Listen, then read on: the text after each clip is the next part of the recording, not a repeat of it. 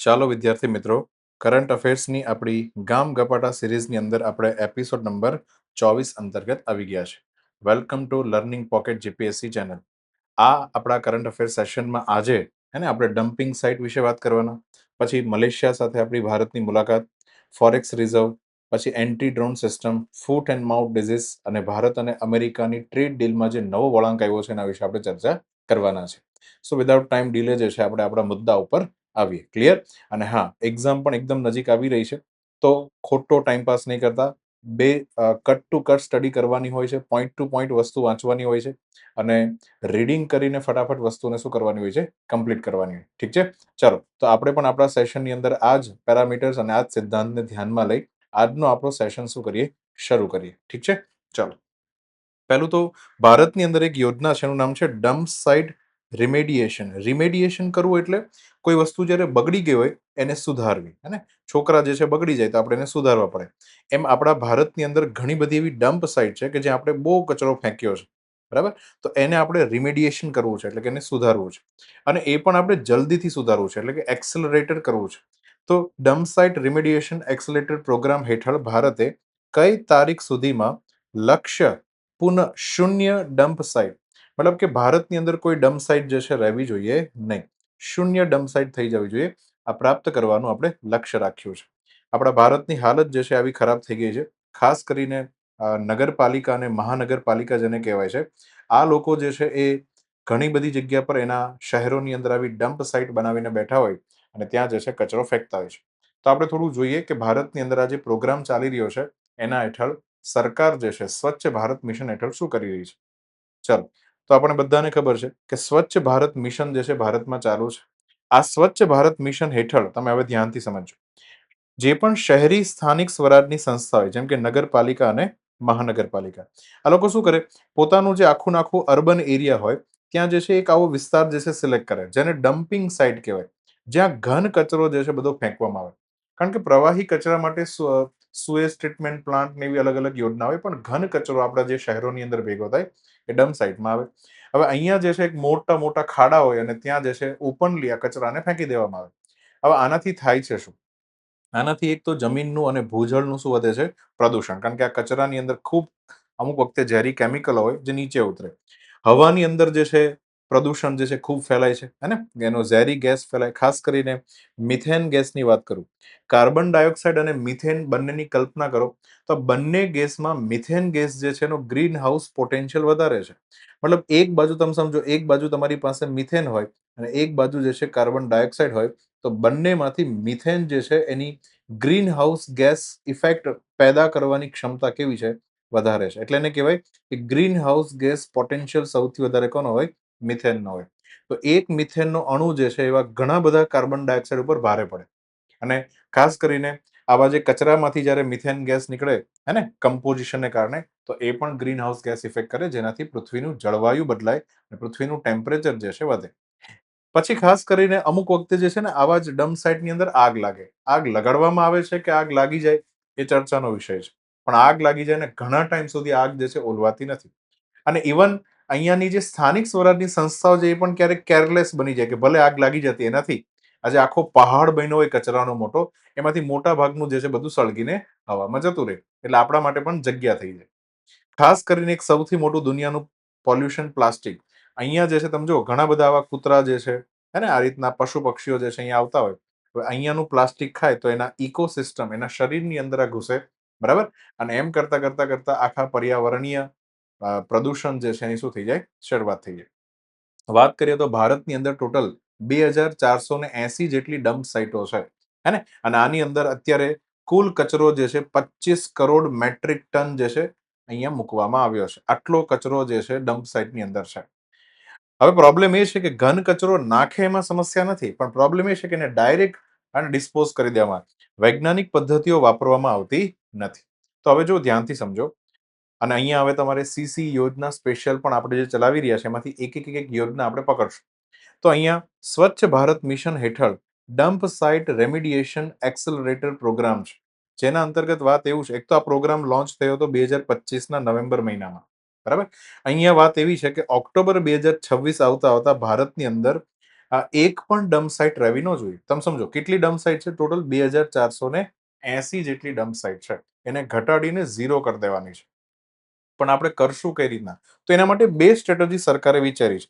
પહેલું તો જ્યાં જ્યાં ડમ્પ સાઇટ હોય ત્યાં ત્યાં એ જગ્યા જે છે મતલબ આખી ક્લીન કરવાની, અને આ જમીન ઉપર આખો એક ઇન્ફ્રાસ્ટ્રક્ચર પ્રોજેક્ટ એસ્ટાબ્લિશ કરવાનો, જેનું નામ છે સોલિડ વેસ્ટ મેનેજમેન્ટ ઇન્ફ્રાસ્ટ્રક્ચર. મતલબ એક આખી એવી ફેક્ટરી ઊભી કરવાની કે જે બેઝિકલી કચરાનું શું કરી શકે? રિસાયકલિંગ કરી શકે. બરાબર? અને બીજું ટાર્ગેટ એ રાખવાનો કે નવી ડમ્પ સાઇટ બનવી જ ન જોઈએ, કોઈ પણ નગરપાલિકા હોય કે મહાનગરપાલિકા હોય. હે ને? તો આવું તમે જો વિશ્વની અંદર ક્યાંય આવું હોતું નથી કે કચરાને આ રીતના ખુલ્લો ફેંકી દેવામાં આવે અને કચરાના મોટા મોટા પહાડ હોય. ખાસ કરીને આપણા ગુજરાતમાં જે વડોદરા શહેર હતું તો એમાં તો હવે તો નથી, પણ પેલા વડોદરા શહેરની અંદર ખૂબ ફેમસ કચરાના મોટા મોટા પહાડ અને એની વચ્ચેથી રસ્તો જાય અને જે આખું ગંધાય. બરાબર? તો હવે તમને સમજ પડવી જોઈએ કે સરકારની ઈચ્છા છે કે 2026ના ઓક્ટોબર મહિના સુધી 0 ડમ્પ સાઇટ કરવાની છે. બીજું, અહીંયા ખાસ એક શબ્દ જે છે એને વર્ડ એસોસિએશન માટે યાદ રાખજો. બાયો માઇનિંગ કોને કહેવાય? બાયો માઇનિંગ એટલે શું થાય કે ડમ્પ સાઇટનો જે કચરો હોય એને પકડવાનો, એ જ કચરામાંથી રોડ બનાવવાનો, અથવા તો વેસ્ટ ટુ એનર્જી પ્લાન્ટ બનાવવાનો, અથવા કચરાને રિસાયકલ કરવાનો, અથવા એ જ કચરામાંથી ખાતર બનાવો. જો તમે આવું કરો છો તો અહીંયાથી ડમ્પ સાઇટમાંથી જે કચરો કાઢો ને, એ કાઢવાની પ્રોસેસને કહેવાય છે બાયો માઇનિંગ. કે તમે માઇનિંગ એટલે ખાણકામ કરી રહ્યા છો, પણ એમાંથી જૈવિક વસ્તુ કાઢી રહ્યા છો, જેથી કરીને આટલા ક્ષેત્રની અંદર તમે એનો શું કરી શકો? પુનઃ ઉપયોગ કરી શકો. તો આ વર્ડ એસોસિએશન આવા શબ્દો જે છે ને મેઇન્સમાં બી ખૂબ કામ લાગે, યાદ રાખજો. મેઇન્સમાં આવું જ લખવાનું હોય, બાયો માઇનિંગ કરવું વગેરે વગેરે. બરાબર? અહીંયા આન્સર આવશે ઓક્ટોબર 2026. Next question. કયો દેશ એવો છે વિશ્વનો જેને લગભગ 2 દાયકા એટલે કે લગભગ 20 વર્ષ પછી એના સ્થાનિક રીતે મતલબ ઇન્ડિજિનિયસલી એમણે પગ અને મોઢાના રોગ માટે એટલે કે ફૂટ એન્ડ માઉથ ડિઝીઝ, જે ખાસ કરીને આવા દુધાળા પશુઓને થાય તો એના માટે જે છે વેક્સિન રજૂ કરી છે? આ 4 માંથી કયો દેશ? ચલો, આમ તો જોવા જઈએ ને તો સમગ્ર વિશ્વમાં સૌથી મોટું નુકસાન થાય છે એ ફૂટ એન્ડ માઉથ ડિઝીઝને કારણે થાય છે. તો તાજેતરમાં દક્ષિણ આફ્રિકા પહેલો એવો દેશ બન્યો કે મતલબ એને આફ્ટર 20 યર્સ, મતલબ 20 વર્ષ પહેલા વેક્સિન બનાવી હતી, હવે સંશોધન કરીને વળી પાછી એમાં અપગ્રેડેડ નવી વેક્સિન જે છે બનાવી છે, એટલા માટે ચર્ચામાં છે. પણ હવે દક્ષિણ આફ્રિકા અને વેક્સિન આટલું બધું કોઈ ઇમ્પોર્ટન્ટ નથી. આનાથી એફએમડી માંથી ક્વેશ્ચન પૂછી શકે. તો એક તો દુધાળા પશુઓને થાય. આ રોગ ચેપી છે. આ પશુઓ એકબીજાને ચાટ્યા કરે તો કન્ટેજિયસ રોગ છે અને એકબીજામાંથી ફેલાઈ જાય. આના માટે એક જવાબદાર વાયરસ છે, એનું નામ છે એપ્ટો વાયરસ. એટલે કે ફૂટ એન્ડ માઉથ ડિઝીઝ જે છે હે ને, એ વાયરલ રોગ પણ કહેવાય. શું કહેવાય? વાયરલ. આની અંદર પશુઓને તાવ આવે, શરીરમાં કમજોરી આવી જાય, આ બધું થયા કરે.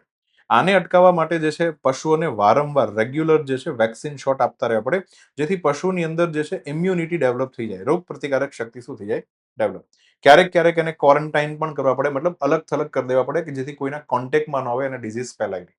બરાબર? મોઢું અને પગ જે છે એની અંદર ખાસ કરીને ફોલ્લા જેવું પણ પડી જાય એફએમડી રોગની અંદર. હવે અહીંયા ધ્યાનથી સમજો. આપણે તો અહીંયા એવું સમજવા આવ્યું કે વેક્સિન, આજે વેક્સિન આવ્યું છે તો એક કામ કરીએ, વેક્સિનના પ્રકાર સમજી લઈએ. એકદમ બેઝિક છે. સાયન્સ એન્ડ ટેકનોલોજીની અંદર આ ટોપિક છે. સાયન્સ એન્ડ ટેકનોલોજી ભણતા હોય તો એની અંદર એક ટેકનોલોજીનું નામ છે બાયોટેકનોલોજી, અને બાયોટેકનોલોજીનો સબ ટોપિક છે વેક્સિન અને વેક્સિનના પ્રકાર. બરાબર? તો વેક્સિન આપણા શરીરને પહેલેથી તૈયાર કરે કે ભાઈ આપણે કેમ મોક ટેસ્ટ આપીએ, જેથી એકચ્યુઅલ એક્ઝામ આવે પહેલા આપણે શું રહીએ? તૈયાર રહીએ. વેક્સિન પણ કંઈક આવું જ કરે છે. આપણા શરીરની અંદર વાયરસ અલગ અલગ પ્રકારે ઘુસાડવામાં આવે, જેથી કરીને એકચ્યુઅલ વાયરસ આવશે તો એની સામે આપણું બોડી પહેલેથી શું હોય? પ્રિપેર હોય. તો વેક્સિનના કેટલા પ્રકાર છે? તો પહેલો પ્રકાર જે છે એનું નામ છે ઇનએક્ટિવેટેડ વેક્સિન. તમે એવું સમજો કે અહીંયા જે આપણો વાયરસ હોય, ચલો વાયરસ આ રીતના હોય જેમ કે કોરોના વાયરસ, એવું સમજો અત્યારે કે લેબોરેટરીમાં એને હથોડો બથોડો મારી લગભગ જે છે એને ડેડ કરી દેવામાં આવે, એટલે કે મારી નાખવામાં આવે. આ જમ્સ કહેવાય. જમ્સ એટલે એવી વસ્તુ કે જે આપણા શરીરને નુકસાન કરી શકે. તો આવા જમ્સ જે છે એને મારી નાખવામાં આવે લેબોરેટરીમાં, અને મરેલી જે ડેડ બોડી જે છે એમાંથી વેક્સિન બનાવીને શરીરને આપવામાં આવે. શરીર માટે શું છે? એક પ્રકારની મોક ટેસ્ટ છે. જેમ તમે એક્ઝામ પહેલા મોક ટેસ્ટ આપો ને, પછી જ્યારે એકચ્યુઅલ વાયરસ આવે તો એ પહેલા જ શરીર જશું રે તૈયાર રહે. તો પહેલી વેક્સિન આવે છે ઇનએક્ટિવેટેડ વેક્સિન. પછી વેક્સિનનો બીજો પ્રકાર છે લાઈવ અટ્યુનેટેડ. લાઈવ અટ્યુનેટેડ એટલે શું થાય કે આ મતલબ જે વાયરસ હોય હે ને, વાયરસ જે હોય ને એને અર્ધમૃત અવસ્થાની અંદર કરી દેવામાં આવે. મતલબ નથી એટલો બધો એક્ટિવ અને નથી એટલો બધો ઇનએક્ટિવ, અર્ધમૃત અવસ્થાની અંદર હોય. પછી શરીરને આપવામાં આવે. શરીર જે છે આખી બોડીને ચેક કરી અને શીખી લઈએ કે આ વાયરસ જે છે એને એકચ્યુઅલમાં વાયરસ આવશે તો એને કઈ રીતે આપણો સામનો કરીએ. વાયરસનું મેઇન કામ શું હોય ખબર? વાયરસ જે છે આપણા શરીરની અંદર જે ખાસ કરીને આપણા હેલ્ધી સેલ છે, કોષ છે, હે ને? અને આ કોષની અંદર એને એન્ટર થવું હોય. કોષની અંદર એન્ટર થતા પહેલા જે છે અહીંયા કોષની દિવાલ હોય, હે ને? હા, અને કોષની આ જે દિવાલ છે એની અંદર ભેદી અને એની અંદર એને એન્ટર થવું હોય. એન્ટર થયા પછી શું કરે? આની અંદર જે છે અહીંયા આ કોઈ પણ વાયરસ હોય, વાયરસનું જે બોડી છે, ચાલો સમજો ધ્યાનથી, તો એની અંદર જે છે અહીંયા ખાસ કરીને ડીએનએ હોય. શું હોય? ડીએનએ મટીરિયલ અહીંયા ભર્યું. આ ડીએનએ જ છે કે જેની અંદર આ આખું શરીર બનાવવાનું, આખો વાયરસ બનાવવાનો એક કોડ છે. જો આ કોડ રન થઈ જાય તો સમજો કે આવું નવું આખું આખું શરીર બની જાય, એટલે કે નવા વાયરસ બની જાય. દરેકને પોતાનું ઉત્પાદન વધારવું છે, દરેકને પોતાની સંખ્યા આખા સૃષ્ટિમાં આ વસ્તુ કોમન ચાલે છે. આપણે પણ આપણા બચ્ચાઓને એટલા માટે જ પેદા કરીએ છીએ કારણ કે આપણે પણ માનવ જાત જે છે એની સંખ્યા ઘટવી ન જોઈએ, વધવી જોઈએ. એમ વાયરસની પણ ઈચ્છા છે કે એની સંખ્યા જે છે સતત શું થવી જોઈએ? વધવી જોઈએ. પણ એ જે રસ્તો અપનાવે છે, શું અપનાવે છે? કે આપણા હેલ્ધી સેલની અંદર એન્ટર થાય. અને આ હેલ્ધી સેલ જે છે એની અંદર ખાસ કરીને નાના નાના રાઇબોઝોમ્સ હોય. આ રાઇબોઝોમ્સ જે છે હે ને, એ એની ખાસ એની ટાર્ગેટ સાઇટ હોય. રાઇબોઝોમ્સ આપણે નાનપણમાં 8મા 9મા અને 10મા ધોરણમાં ભણ્યા હશો. આને પ્રોટીન મેકિંગ ડિવાઇસ કહેવામાં આવે છે. આનું કામ છે પ્રોટીન બનાવવું. તો રાઇબોઝોમ એવું એક મશીન છે, સમજો કે એને જો કોઈ કોડ આપી દેવામાં આવે તો રાઇબોઝોમ જે છે આસપાસથી પ્રોટીન ભેગું કરી એક કોડ મુજબનું એક નવું શરીર બનાવી દે. તો બધો ખેલ છે રાઇબોઝોમ સુધી પહોંચવાનો, હે ને? રાઇબોઝોમ સુધી જો તમે પહોંચી ગયા, એટલે કે વાયરસ પહોંચી ગયો, તો ખેલ સમાપ્ત. એક વખત રાઇબોઝોમ સુધી વાયરસ પહોંચશે એટલે એ આખા કોષને ડિસ્ટ્રોય કરી નાખશે. આ આપણા માટે નુકસાનકારક છે, બરાબર? અને પોતાની લાખો કોપીઓ જે છે બનાવવા લાગશે. લાખો કોપીઓ બનાવશે, ધીરે ધીરે આપણા કોષ મરવા લાગે, તો પછી ધીરે ધીરે આપણું શરીર જે છે એ પણ શું થઈ જાય? મરી જાય. માણસ જ મરી જાય. બરાબર? તો that is what mechanism of virus. તો અહીંયા શું કરવામાં આવે? વાયરસ જે છે ને લગભગ ટોટલ નહીં મારવાનો, અર્ધમૃત અવસ્થામાં રાખી અને શરીરમાં ઘુસાડવાનો. અને શરીર જે છે એને સમજે, વિચારે અને એના માટે એન્ટીબોડી પેદા કરે. તો એને કહેવાય લાઈવ અટ્યુનેટેડ. વેક્સિનનો જે ત્રીજો પ્રકાર છે, જે સૌથી ઇફેક્ટિવ છે, એનું નામ છે mRNA વેક્સિન. એમ એટલે થાય મેસેન્જર. મેસેન્જર એટલે એક પ્રકારનો દૂત. પહેલાના સમયમાં કેમ દૂત આવે, એક જગ્યાએથી બીજી જગ્યાએ સંદેશો લઈને જતા, એમ અહીંયા આ એક વેક્સિન એવી છે કે જે આરએનએ લઈને જાય. શું લઈને જાય? આરએનએ. હવે પહેલા સમજો, મેં પહેલા જ કીધું કે વાયરસ બનાવવાની જે આખી બોડી છે એનો કોડ એના કેન્દ્રમાં હોય, અને જેને આપણે ડીએનએ કહીએ, જે આની અંદર હોય. આ કોડ જે છે એમાં જ લખ્યું હોય કે આખો નાખો આવો નવો વાયરસ બનાવો, આના જેવી બીજી પ્રોડક્ટ બનાવી, તો કઈ રીતના બનાવી શકાય? તો અલ્ટિમેટલી અહીંયા કરવામાં શું આવે? પહેલા તો વાયરસને પકડવાનો લેબની અંદર, પછી એને ફાડી નાખવાનો, એમાંથી ડીએનએ કાઢી લેવાનું. શું કાઢી લેવાનું? ડીએનએ. આ ડીએનએ એટલે સમજો એકદમ ખતરનાક વસ્તુ છે. આની અંદર આ જે સંદેશ લખ્યો છે, આ સંદેશ જે રાઇબોઝોમને જો આપવામાં આવે, રાઇબોઝોમ, તો આ સંદેશ પ્રમાણે રાઇબોઝોમ આખો ફ્રેશ નવો વાયરસ બનાવી દે. સમજ પડી? તો હવે અહીંયા આ વૈજ્ઞાનિકો શું કરે? પહેલા તો આ ડીએનએ લે, પછી આનો જે જીનેટિક કોડ હોય એને થોડો ચેન્જ કરે. કોડને આખો શું કરે? ચેન્જ કરે. મતલબ જે કોડ અહીંયા માની લો કે A T C G T C જેવું કંઈક લખ્યું છે, એની જગ્યાએ કોડ ચેન્જ કરીને ACTG એવું કરી નાખે. કોડ શું કરવા ચેન્જ કરવાનો? કારણ કે એવું બોડી ન બનવું જોઈએ આગળ જઈને કે જે એકચ્યુઅલ વાયરસ હોય. થોડું નબળો વાયરસ બનવો જોઈએ. નબળા વાયરસનો કોડ જે છે બનાવવામાં આવે. પછી આ ડીએનએ જે છે એના બે ફાડિયા કરી, ડીએનએ નો અડધો ફાડિયો જે છે એને જનરલી આપણે શું કહીએ છીએ? આરએનએ. બરાબર? તો હવે આરએનએ ની અંદર અહીંયા જે કોડ છે ને એ એવો કોડ છે કે જેમાં એકચ્યુઅલ વાયરસ નહીં, પણ વાયરસથી નબળો વાયરસ. હે ને? પેલો કે ને એકચ્યુઅલ સલમાન ખાન જે છે અહીંયા છે, પણ પેલો જે નકલી સલમાન ખાન જે છે આ છે. પડી? તો એમાં નકલી એટલે થોડો ડુપ્લિકેટ જેવો વાયરસ બનાવવાની શું હોય? તાકાત. આ એવો વાયરસ હોય, મતલબ એવો કોડ છે કે જે અલ્ટિમેટલી શરીર હે ને એને સહન કરી શકે અને શરીર મરે નહીં, પણ શરીર શીખી જાય. તો આવા આરએનએ ભેગા કરી અને એને આરએનએ જે છે એને એક ઇન્જેક્શનની અંદર ભરી દેવામાં આવે. આ ઇન્જેક્શનની અંદર હોય mRNA. અને આવા આરએનએ જે છે ને આપણા શરીરની અંદર શું કરવામાં આવે? એન્ટર કરવામાં આવે. હવે જોજો, ધ્યાનથી સમજો. તો માની લો કે આ એક mRNA છે, આની અંદર એક મોડિફાઈડ જીનેટિક કોડ છે. હવે mRNA શું કરશે? mRNA જે છે એના નિયમ પ્રમાણે આપણા શરીરના હેલ્ધી હ્યુમન સેલની અંદર શું થશે? એન્ટર થશે. આપણા શરીરમાં પણ આવું એક કોષનું આખું રચના હશે. આપણે નાનપણમાં 9મા 10મા ધોરણમાં ખૂબ ભણ્યા હશે. આની અંદર ખાસ કરીને આપણે જે વસ્તુને ઇગ્નોર કરી હોય ને, આ નાના નાના ટપકા છે, એને તો લગભગ આપણા ટીચરો પણ ઇગ્નોર કરી નાખતા કે હવે આ શું છે, એને ખબર ન હોય બિચારા શું કરે. તમે સમજો, આજે નાના નાના ટપકા છે એને કહેવાય છે રાઇબોઝોમ્સ. હવે હવે અહીંયા તમે સમજો, પેલું જે આરએનએ જે છે એ એને દોડતું દોડતું પેલા કોને પકડે? જે આપણે જ સપ્લાય કર્યું છે કોને પકડે? તો આ જે છે, ચાલો અહીંયા જે છે આપણું આ mRNA થઈ ગયું, હે ને? આ mRNA થઈ ગયું. આ mRNA જે છે એ રાઇબોઝોમની અંદર એન્ટર થશે. આ રાઇબોઝોમ પાસે ગજબની, આ લાલ કલરનું ટપકું છે એની પાસે ગજબની તાકાત છે. રાઇબોઝોમ શું કરે? જેવો એની અંદર કોડ એન્ટર થાય એટલે આખા શરીરની અંદરથી પ્રોટીનને બોલાવે કે આ કોડ મુજબનું મારે એક આખું બોડી બનાવવાનું છે. અને આ કોડ મુજબનું બોડી આખું બનવા લાગે એટલે ધીરે ધીરે ધીરે ધીરે ધીરે ધીરે ધીરે ધીરે તમે સમજો એક પ્રકારે એક તો આની અંદરથી શું બને? વાયરસ જેવું બની જાય, એક નાનો એવો વાયરસ બને.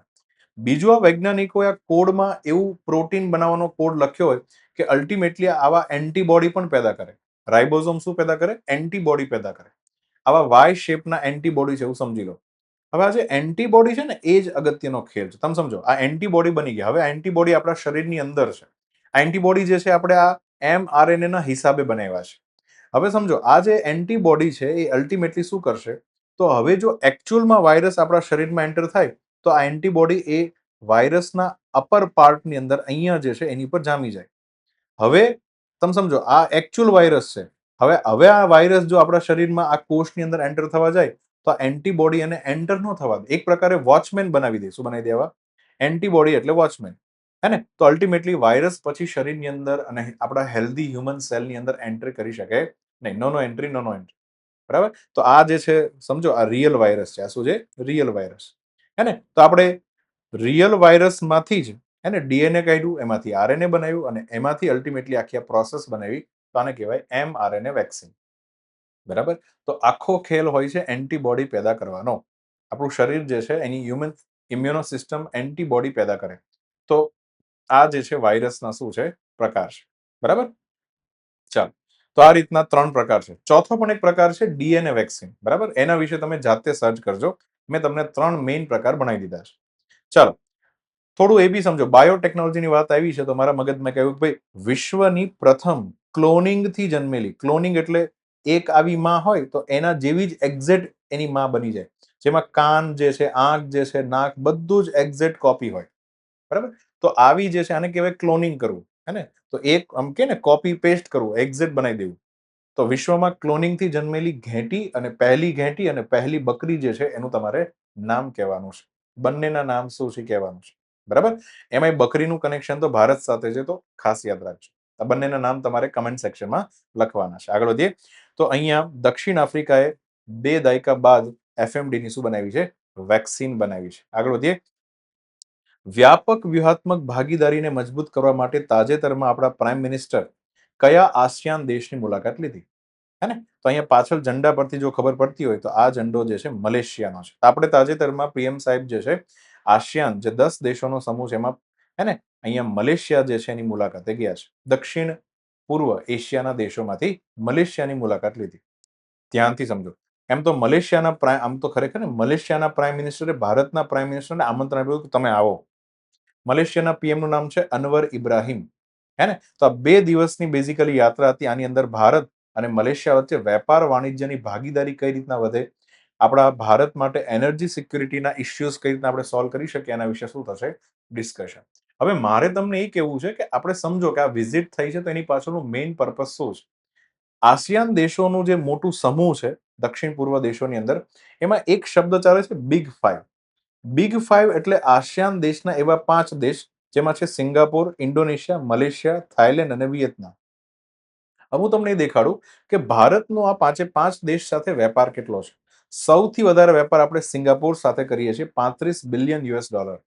પછી ઇન્ડોનેશિયા 29, મલેશિયા સાથે અત્યારે $20 બિલિયન વેપાર ચાલે છે. થાઈલેન્ડમાં 14 અને વિયેટનામમાં પણ 14. તમને એમ થાય સર આ આંકડો આવે કઈ રીતના? તો આંકડો એ રીતના આવે કે ભાઈ આપણા ભારતમાંથી જેટલો સામાન જે છે સિંગાપોરમાં જાય અને સિંગાપોરમાંથી જેટલો સામાન ભારતમાં આવે તો ભારતમાંથી જાય તો આપણે ભારતના દ્રષ્ટિકોણથી એમ કે એક્સપોર્ટ થાય, સિંગાપોરથી આવે તો આપણે એને શું કહીએ? ઇમ્પોર્ટ કહીએ. તો જેટલા વેલ્યુનો સામાન એકબીજા દેશમાં જતો એનો ટોટલ સરવાળો કરો એટલે એને વેપારનું કુલ મૂલ્ય કહેવાય. તો $35 બિલિયન અમુક એક્સપોર્ટ હશે અને અમુક શું હશે? ઇમ્પોર્ટ હશે. આ બંનેનો મેં શું કર્યો છે? અહીંયા સરવાળો કર્યો છે. હવે તમે 5 દેશના જે ટોટલ 5 આંકડા તમે જોવો છો ને 35, 29, 20, 14 ને 14. હવે એમાં ધ્યાનથી સમજો બધાની અંદર શું છે? તો બધાની અંદર વસ્તુ એવી છે કે ઇમ્પોર્ટ જે છે વધારે છે અને એક્સપોર્ટ કેવું છે? ઓછું છે. મતલબ કે ભારતમાંથી ભારતમાંથી આ 5 દેશમાંથી જે સામાન એક્સપોર્ટ થવો જોઈએ એ ઓછો છે, બરાબર? અને ત્યાંથી જે ભારતમાં સામાન આવવો જોઈએ એ વધારે છે.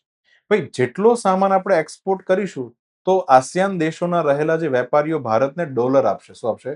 અને ડોલર આપે તો ભારત પાસે જે છે એને ફોરેક્સ રિઝર્વ જે છે એ વધે. ફોરેક્સ રિઝર્વ વધે તો એ જ પૈસાના મદદથી આપણે ક્રૂડ ઓઇલ અને બાકી અન્ય ચીજ વસ્તુ અન્ય દેશોમાંથી ખરીદી શકીએ. તો એક્સપોર્ટ વધવો જોઈએ. અહીંયા શું છે, ઇમ્પોર્ટ એટલો બધો વધારે છે ભારતમાં, આ દેશોમાંથી સામાન એટલો બધો વધારે આવે છે, સામે ભારતમાંથી એ દેશોમાં સામાન બહુ ઓછો થાય છે. તો અહીંયા મોદી સાહેબની ઈચ્છા એ છે કે આ જે ટ્રેડમાં ઇનબેલેન્સ છે, આંકડો તમને ભલે 35-29 દેખાય, પણ આમાં મેજોરિટી ફેક્ટર જે છે ભારતમાંથી ઇમ્પોર્ટનો છે, બરાબર? તો અહીંયા આપણે એક્સપોર્ટ પણ વધારવું છે આ દેશોની અંદર, તો એટલા માટે મોદી સાહેબ એની સાથે શું કરવા ગયા છે? ડીલ કરવા ગયા છે, બરાબર? અને એમાં પણ ખાસ કરીને એક યોજના છે, ASEAN India trade in goods agreement, જેને આઈટીગા રિવ્યુ કહેવાય છે. મતલબ મોદી સાહેબે 2025 ની અંદર આ વસ્તુ ચાલુ કરી. એમાં વાત એવી છે કે ભારતની આસિયાન દેશો સાથે જે વેપાર ખાધ છે એ ઘટાડવી છે. આપણું ઇમ્પોર્ટ જે વધારે છે તો ઇમ્પોર્ટને થોડું ઓછું કરીએ અથવા ઇમ્પોર્ટને એઝ ઇટ ઇઝ રહેવા દઈએ, ખાસ કરીને એક્સપોર્ટ વધારીએ, જેથી બંને વચ્ચેનું બેલેન્સ ઇક્વલ થાય. તો એટલા માટે આ એક રિવ્યુ કરીને એક પ્રોગ્રામ ચાલુ કર્યો છે, જેના હેઠળ બિગ 5 દેશો સાથે વારે વારે શું કરવામાં આવશે? વાટાઘાટો કરવામાં આવશે. ખાસ કરીને ભારતનો જે ટેક્સટાઇલ છે અને ભારતમાં જે દવા છે એ ક્યાં જવી જોઈએ? એક્સપોર્ટ ક્યાં થવી જોઈએ? આ બિગ 5 દેશોમાં થવી જોઈએ. એમાં ટેક્સટાઇલમાં પ્રોબ્લેમ એ છે કે ટેક્સટાઇલના ક્ષેત્રની અંદર વિયેટનામ જે છે ખૂબ આગળ છે. વિયેટનામ, બાંગ્લાદેશ અને ભારત, આ 3 એવા દેશ છે કે જે ટેક્સટાઇલ ક્ષેત્રમાં ખૂબ શું છે? આગળ છે, બરાબર? તો જેમાં ટેક્સટાઇલ ઓલરેડી હોય તો ભારતનું ટેક્સટાઇલ શું કરવા ખરીદે? છતાંય ખરીદવાનું તારે, સમજ પડી? અમારું ટેક્સટાઇલ તારે ખરીદવાનું. આવી એ કહેવાય ને એક પ્રકારની ધોંસ જમાવાની છે આપણે. તો આ રીતના ભાઈ, અને આઈટીગા રિવ્યુ હેઠળ ભારત સરકાર વારે વારે શું કરે છે? અલગ અલગ દેશોની વિઝિટ. તો આ જ રિવ્યુ હેઠળ હમણાં તાજેતરમાં મોદી સાહેબ જે છે એ મલેશિયાની વિઝિટ કરવા માટે ગયા છે. મલેશિયાની રાજધાની છે કુલાલમપુર, બરાબર? તો અહીંયા આન્સર આવશે મલેશિયા.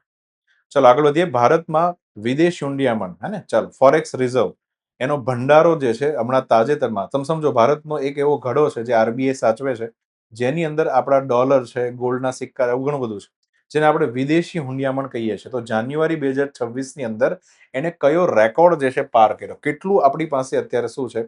વિદેશી હુંડિયામણ. મતલબ એક સમય હતો કે જ્યારે ભારતમાં જે છે એને 1991 પહેલા ભારત પાસે વિદેશી હુંડિયામણ ખૂબ ઓછું રહી ગયું હતું. તમે સમજો આ ડોલર ઓછા થઈ જાય ભારત પાસે, તો પછી ભારતના જે વિદેશમાંથી જે આપણે સામાન મંગાવવો હોય, ખાસ કરીને ક્રૂડ ઓઇલ ખરીદવું હોય, તો ભારત સરકાર ખરીદે કઈ રીતના? ક્રૂડ ઓઇલ ન આવે તો આપણા જે રોડ રસ્તા પર ચાલતા વાહનો જે છે ઉભા રહી જાય. ટૂંકમાં ફોરેક્સ રિઝર્વ, અત્યારે પાકિસ્તાનનો પ્રોબ્લેમ જ એ છે કે એની પાસે વિદેશી હુંડિયામણ ખૂબ ઓછું છે. 2 થી 3 મહિના ચાલે એટલો જ ઘડો છે. ને આપણી પાસે તો ખૂટે નહીં એલો 700+ અબજ ડોલર. અહીંયા આન્સર શું આવશે? 700+. અત્યાર સુધીનો રેકોર્ડ જે છે ક્રેશ કર્યો આપણે, હે ને? 1991-92 પછી આ વિદેશી હુંડિયામણ વધવાનું ચાલુ થયું, તો અત્યારે 700+ બિલિયન ડોલરનો આપણે રેકોર્ડ શું કર્યો છે? પાર કર્યો છે, હે ને? તો આ બહુ મોટી વાત કહેવાય ભારત માટે, હે ને? ચાલો હવે સમજીએ થોડું, અને અહીંયા આપણે બેઝિક સમજવું એ વધારે ઇમ્પોર્ટન્ટ છે. તો ભારતનું ફોરેક્સ રિઝર્વ કોને કહેવાય? તો હું એમ કહું કે આ ઘડાની અંદર કેટલી વસ્તુ છે? તો આ ઘડાની અંદર આ ઘડો જે છે એ આરબીઆઈ પાસે જે છે ને, એની અંદર મેજરલી નંબર 1 જેમાં વિદેશી ચલણ, નંબર 2 માં આપણે ભૌતિક સોનું રાખીએ છીએ, નંબર 3 માં આપણે એસડીઆર રાખીએ છીએ, ને નંબર 4 માં આરટીપી ગણવામાં આવે છે. ટૂંકમાં આ 4 વસ્તુ ભેગી કરું એટલે મારા દેશનો એક ખજાનો થઈ જાય, જેને હું વાપરી શકું, મને જ્યાં મજા આવે ત્યાં વાપરી શકું, બરાબર? એમાં બી 4 ઘટકમાંથી સૌથી લાર્જેસ્ટ પાર્ટ જે છે કયો છે? તો કે આપણી આરબીઆઈના એકાઉન્ટમાં રહેલા વિદેશી ચલણ. તમે સમજો આરબીઆઈના ચોથા માળે એક મોટો રૂમ છે અને એની અંદર આપણે વિદેશી ફિઝિકલ ચલણ, કરન્સી રાખી છે. ખાસ કરીને યુએસ ડોલરની વાત કરીએ, પછી યુરો કરન્સી જે યુરોપમાં ચાલે છે, પાઉન્ડ જે બ્રિટનમાં ચાલે છે, પછી યેન, બરાબર, જાપાન જે છે એની અંદર ચાલે છે. આ ઉપરાંત આની અંદર એક ઓર વસ્તુ હોય, આ ખાસ યાદ રાખજો, વિદેશી સરકાર જે બોન્ડ પેપર ઇસ્યુ કરે, હે ને? વિદેશી ગવર્મેન્ટ જે છે બોન્ડ ઇસ્યુ કરે, કે મતલબ માની લો કોઈ દેશને પૈસાની જરૂર છે તો બોન્ડ પેપર જે છે ઇસ્યુ કરે, ભારત આ પેપર ખરીદે, ભારત એના બદલામાં એને શું આપે? ડોલર કે રૂપિયા જે પણ આપે. એ આપણા ડોલર છે અત્યારે ત્યાં પડ્યા છે. તો સમજો ભારત પાસે આ જે પેપર પડ્યા છે, અમુક મેચ્યોરિટીની ઉંમર પછી ભારત જે છે આ પેપર પાછા આપશે, તો બદલામાં પેલો દેશ શું આપશે? રિટર્નમાં આપણને એક્સ્ટ્રા વ્યાજ સાથે અને વિદેશી હુંડિયામણ પાછું આપશે. તેને કહેવાય બોન્ડ પેપર, બરાબર. તો વિદેશી ચલણ જે છે ભારત પાસે આ રીતના છે. સૌથી 4 ઘટકમાંથી સૌથી લાર્જેસ્ટ પાર્ટ આ જ છે. બીજા નંબર ઉપર આરબીઆઈ ની ઓફિસમાં સમજો ત્રીજા માળે પડ્યું છે ભૌતિક સોનું, ફિઝિકલ ગોલ્ડ પડ્યું છે. સોનાની મોટી મોટી ઈંટો પડી છે. આમ તો યુટ્યુબ ઉપર એક આખો પ્રોગ્રામ છે હે ને, આરબીઆઈ કરીને. એમાં ખાસ જોજો, એની અંદર પહેલી વખત દેખાડ્યું છે કે આ ગોલ્ડ ખરેખર કેવું દેખાય. બરાબર. આરબીઆઈ અનલોક્ડ કરીને એક નામ છે, યુટ્યુબ ઉપર પ્રોગ્રામ છે, જોઈ લેજો. પછી ત્રીજા નંબર, હવે જે મારે સમજાવવું છે, મને ખબર છે કે સૌથી મોટો પ્રોબ્લેમ આ બધામાં આવશે, એસડીઆર અને આરટીપી. સમજીએ શાંતિ. પહેલી વસ્તુ છે સ્પેશિયલ ડ્રોવિંગ રાઇટ. આને પણ ભારતનું વિદેશી હુંડિયામણનો ત્રીજો પાર્ટ ગણવામાં આવે છે. હવે સમજો, આ એસડીઆર એટલે શું છે? આમ તો એક પ્રકારનું ચલણની નાણું છે, એક કરન્સી છે, એક નવી જેમ રૂપિયો એક કરન્સી છે માની લો, હે ને, જેમ યુઆન એક કરન્સી છે, યેન એક કરન્સી, એમ જ આ એક પ્રકારની કરન્સી છે. આ કરન્સી બનાવી છે આઈએમએફ. કોણે? ઇન્ટરનેશનલ મોનિટરી ફંડે આ કરન્સી બનાવી છે. હવે સમજો કઈ રીતના બનાવી એ પણ સમજવા જેવું છે. શું કર્યું તમે સમજો, અમેરિકાનો ડોલર છે, યુરો લ્યો, ચાઇનાનો યુઆન લ્યો, જાપાનનો યેન અને બ્રિટિશનો પાઉન્ડ. આ બધાના આંકડા હશે, બરાબર. Dollar, euro, yuan, yen, pound. આના ભારતની કરન્સી સાથેના એક્સચેન્જ રેટના આંકડા છે ને, કે $1 બરાબર આટલા રૂપિયા, એક યુરો બરાબર આટલા રૂપિયા, એક યુઆન બરાબર આટલા રૂપિયા, એક યેન બરાબર આટલા રૂપિયા અને એક પાઉન્ડ બરાબર આટલા રૂપિયા. તો અહીંયા જે આંકડો આવે, તમે સમજો કે આપણે જે છે ને એક મેથેમેટિકલ એક સૂત્રની અંદર એની આંકડાને મૂકીએ અને સૂત્રનો જે જવાબ આવે એ પ્રમાણે મને અહીંયા એક ભાવ મળે. તો અહીંયા હું સમજુ કે ભારત માટે એક એસડીઆર બરાબર આટલા, બરાબર. આવું એક શું મળે મને? એક્સચેન્જ રેટ મળે. બરાબર. હવે અહીંયા શું છે, ધ્યાનથી સમજો. એસડીઆર નું આ જે કાગળિયું છે એનો ઉપયોગ કઈ રીતના કરવાનો, આપણે ખાલી આ જ સમજવાનું છે. તો માની લો કે અહીંયા એક એસડીઆર બરાબર $100 થાય છે. કેટલા ડોલર? $100. આવું સમજી લો. હવે સમજો અહીંયા તો એક આપણે એક્ઝામ્પલ વધારે સમજ પડશે. માની લો પાકિસ્તાન નામનો આ દેશ છે. આ દેશમાં ખૂબ આર્થિક સંકટ ચાલી રહ્યું છે. આ પાકિસ્તાનની તિજોરીમાં અત્યારે ડોલર લગભગ પૂરા થઈ ગયા છે એવું સમજો. અને એની પાસે એક તિજોરી છે, એમાં ડોલર જ નથી. હવે પાકિસ્તાનના જે ફટીચર ગાડીઓ છે એને ચલાવવા માટે પેટ્રોલ ડીઝલ જોશે. તો પાકિસ્તાન ક્રૂડ ઓઇલ ક્યાંથી કાઢશે? ક્રૂડ ઓઇલ ખરીદવા માટે જેવો સાઉદી અરેબિયાને ફોન કરશે કે હાલો મારે ક્રૂડ ઓઇલ જોઈએ છે, તો સાઉદી અરેબિયા કંઈક તારા પાસે ડોલર હોય તો ડોલરનું પેમેન્ટ કર, તો બદલામાં હું તને 2 બેરલ હું મોકલાવું, ક્રૂડ ઓઇલ મોકલાવું. પાકિસ્તાન કે ઈ જ નથી મારી પાસે. તો હવે પાકિસ્તાન પાસે શું ઓપ્શન છે સમજો. જ્યારે આઈએમએફ બન્યું હતું ને, ત્યારે દરેક દેશનો પોતપોતાનો ઇન્વેસ્ટમેન્ટ હતો. આઈએમએફ નામની જે સંસ્થા બની, ઇન્ટરનેશનલ મોનિટરી ફંડ, એમાં દરેક દેશે પોતપોતાનું રોકાણ કર્યું. આપણે કેમ એક કંપની ચાલુ કરીએ તો દરેક વ્યક્તિ પોતપોતાના રૂપિયા કાઢે, જેમાં જેને રૂપિયા વધારે કાઢ્યા હોય એનો હિસ્સો વધારે હોય. જેમ કે અમેરિકા અને ચાઇનાએ ખૂબ રૂપિયા એ સમય કાઢ્યા હતા, તો એનો હિસ્સો શું છે? વધારે છે.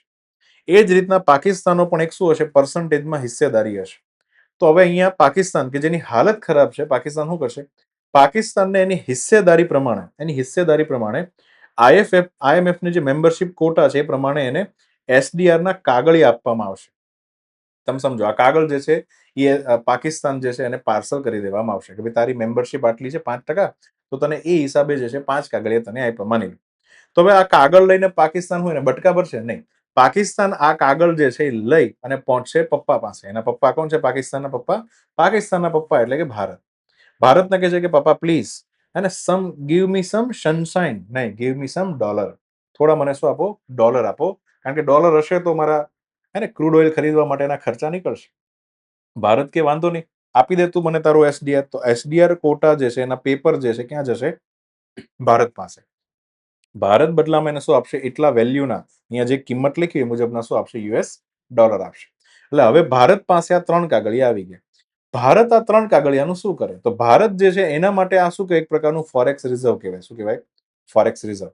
આ આપણે એને વિદેશી હુંડિયામણ તરીકે ગણી શકીએ. એનું રીઝન છે, માની લો કે ભારતને પણ ઇમરજન્સી સિચ્યુએશનમાં, બરાબર, આપણે પણ આપણી પાસે માની લો ડોલર ઓછા હોય, તો એ સમયે આપણે આ કાગળ લઈ અને આપણે દુબઈને કહીએ કે ભાઈ મારે ક્રૂડ ઓઇલ ખરીદવું છે, તો મારી પાસે એસડીઆર પડ્યા છે, તો તું એસડીઆર લઈ લે અને ડોલર જ સમજી લે અને બદલામાં મને શું મોકલ? Crude oil. તો દુબઈ જે છે આ રીતના પેમેન્ટ એક્સેપ્ટ કરી શકે. દરેકને એસડીઆર ની જરૂર છે, કારણ કે એસડીઆર ની વેલ્યુ નક્કી થાય છે 5 કરન્સી ઉપરથી. કેટલી કરન્સી? જેની મેં અહીંયા વાત કરી. એકનું નામ છે યુએસ ડોલર, બીજું છે યુરો, યુઆન, યેન અને પાઉન્ડ. આ 5 કરન્સીથી એસડીઆર નામની નવી કરન્સી બને છે. તો આ રીતના ઇમરજન્સી સિચ્યુએશનમાં એકબીજાને પેમેન્ટ કરી શકીએ એના માટે એસડીઆર હોય છે. તો જ્યાં સુધી આપણી પાસે અલગ અલગ દેશોના એસડીઆર પડ્યા હોય ને, એને પણ આપણે ફોરેક્સ રિઝર્વનો ભાગ જ ગણશું. આ પણ ટોટલ $700 બિલિયન ગણતરીમાં કન્ક્લુડ કરવામાં આવશે. તો ત્રીજો ઘટક પૂરો. હવે ચોથા ઘટકની વાત કરીએ. થોડું અઘરું છે, છતાં સમજજો. જેટલું સમજે એટલું સમજો. નામ છે રિઝર્વ. રિઝર્વ કરવું એટલે શું થાય? રિઝર્વ કરવું એટલે અનામત રાખવું. શું રાખવું? હે ને, કે ભાઈ આપણે કહીએ ને કે આપણે બહાર જતા હોય તો કે અમારા પૈસા તમારી પાસે થોડા રિઝર્વ રાખજો, અનામત રાખજો. પહેલો શબ્દ છે રિઝર્વ. બીજો શબ્દ છે ટ્રાન્ચ. ટ્રાન્ચ એક ફ્રેન્ચ ભાષાનો શબ્દ છે. ટ્રાન્ચ એટલે થાય ટુકડો, સ્લાઇસ. આપણે કેકનો કેમ ટુકડો હોય, તો ફ્રાન્સના લોકો એને ટ્રાન્ચ કહે કે પ્લીઝ ગીવ મી ટ્રાન્ચ. પોઝિશન એટલે આપણી કેટલી સ્થિતિ છે તે સમજો. આરટીપી સમજીએ. હવે આ છે શું? જેમ આપણને બધાને ખબર છે કે બેંકની અંદર એકાઉન્ટ હોય, સેવિંગ્સ એકાઉન્ટ હોય અને કરંટ એકાઉન્ટ, કોઈ પણ એકાઉન્ટ. આપણે શું કરીએ કે સેવિંગ્સ એકાઉન્ટમાં આપણે આપણો રૂપિયો જે છે નાખીએ, એક એકાઉન્ટ ખોલાવી. શું કરવા? કારણ કે આ રૂપિયો જે છે જે એકાઉન્ટની અંદર રહેશે તો બદલામાં આપણને કમાઈને દેશે. અથવા તો બીજો બી પૈસા ઘરે રાખવા એના કરતા સારું છે કે બેંક એકાઉન્ટમાં રાખીએ, જેથી ક્યારેક જરૂર પડે તો એમાંથી ઉઠાવી શકાય. તો આવું જ IMF ની અંદર પણ એકાઉન્ટ હોય છે. IMF ની અંદર શું હોય છે? એકાઉન્ટ. ચલો, IMF નામની સંસ્થા છે, હા છે. આની અંદર એકાઉન્ટ છે, આ છે. ભારતનું એકાઉન્ટ હશે, એમ અમેરિકાનું એકાઉન્ટ હશે, દરેકનું એકાઉન્ટ હશે.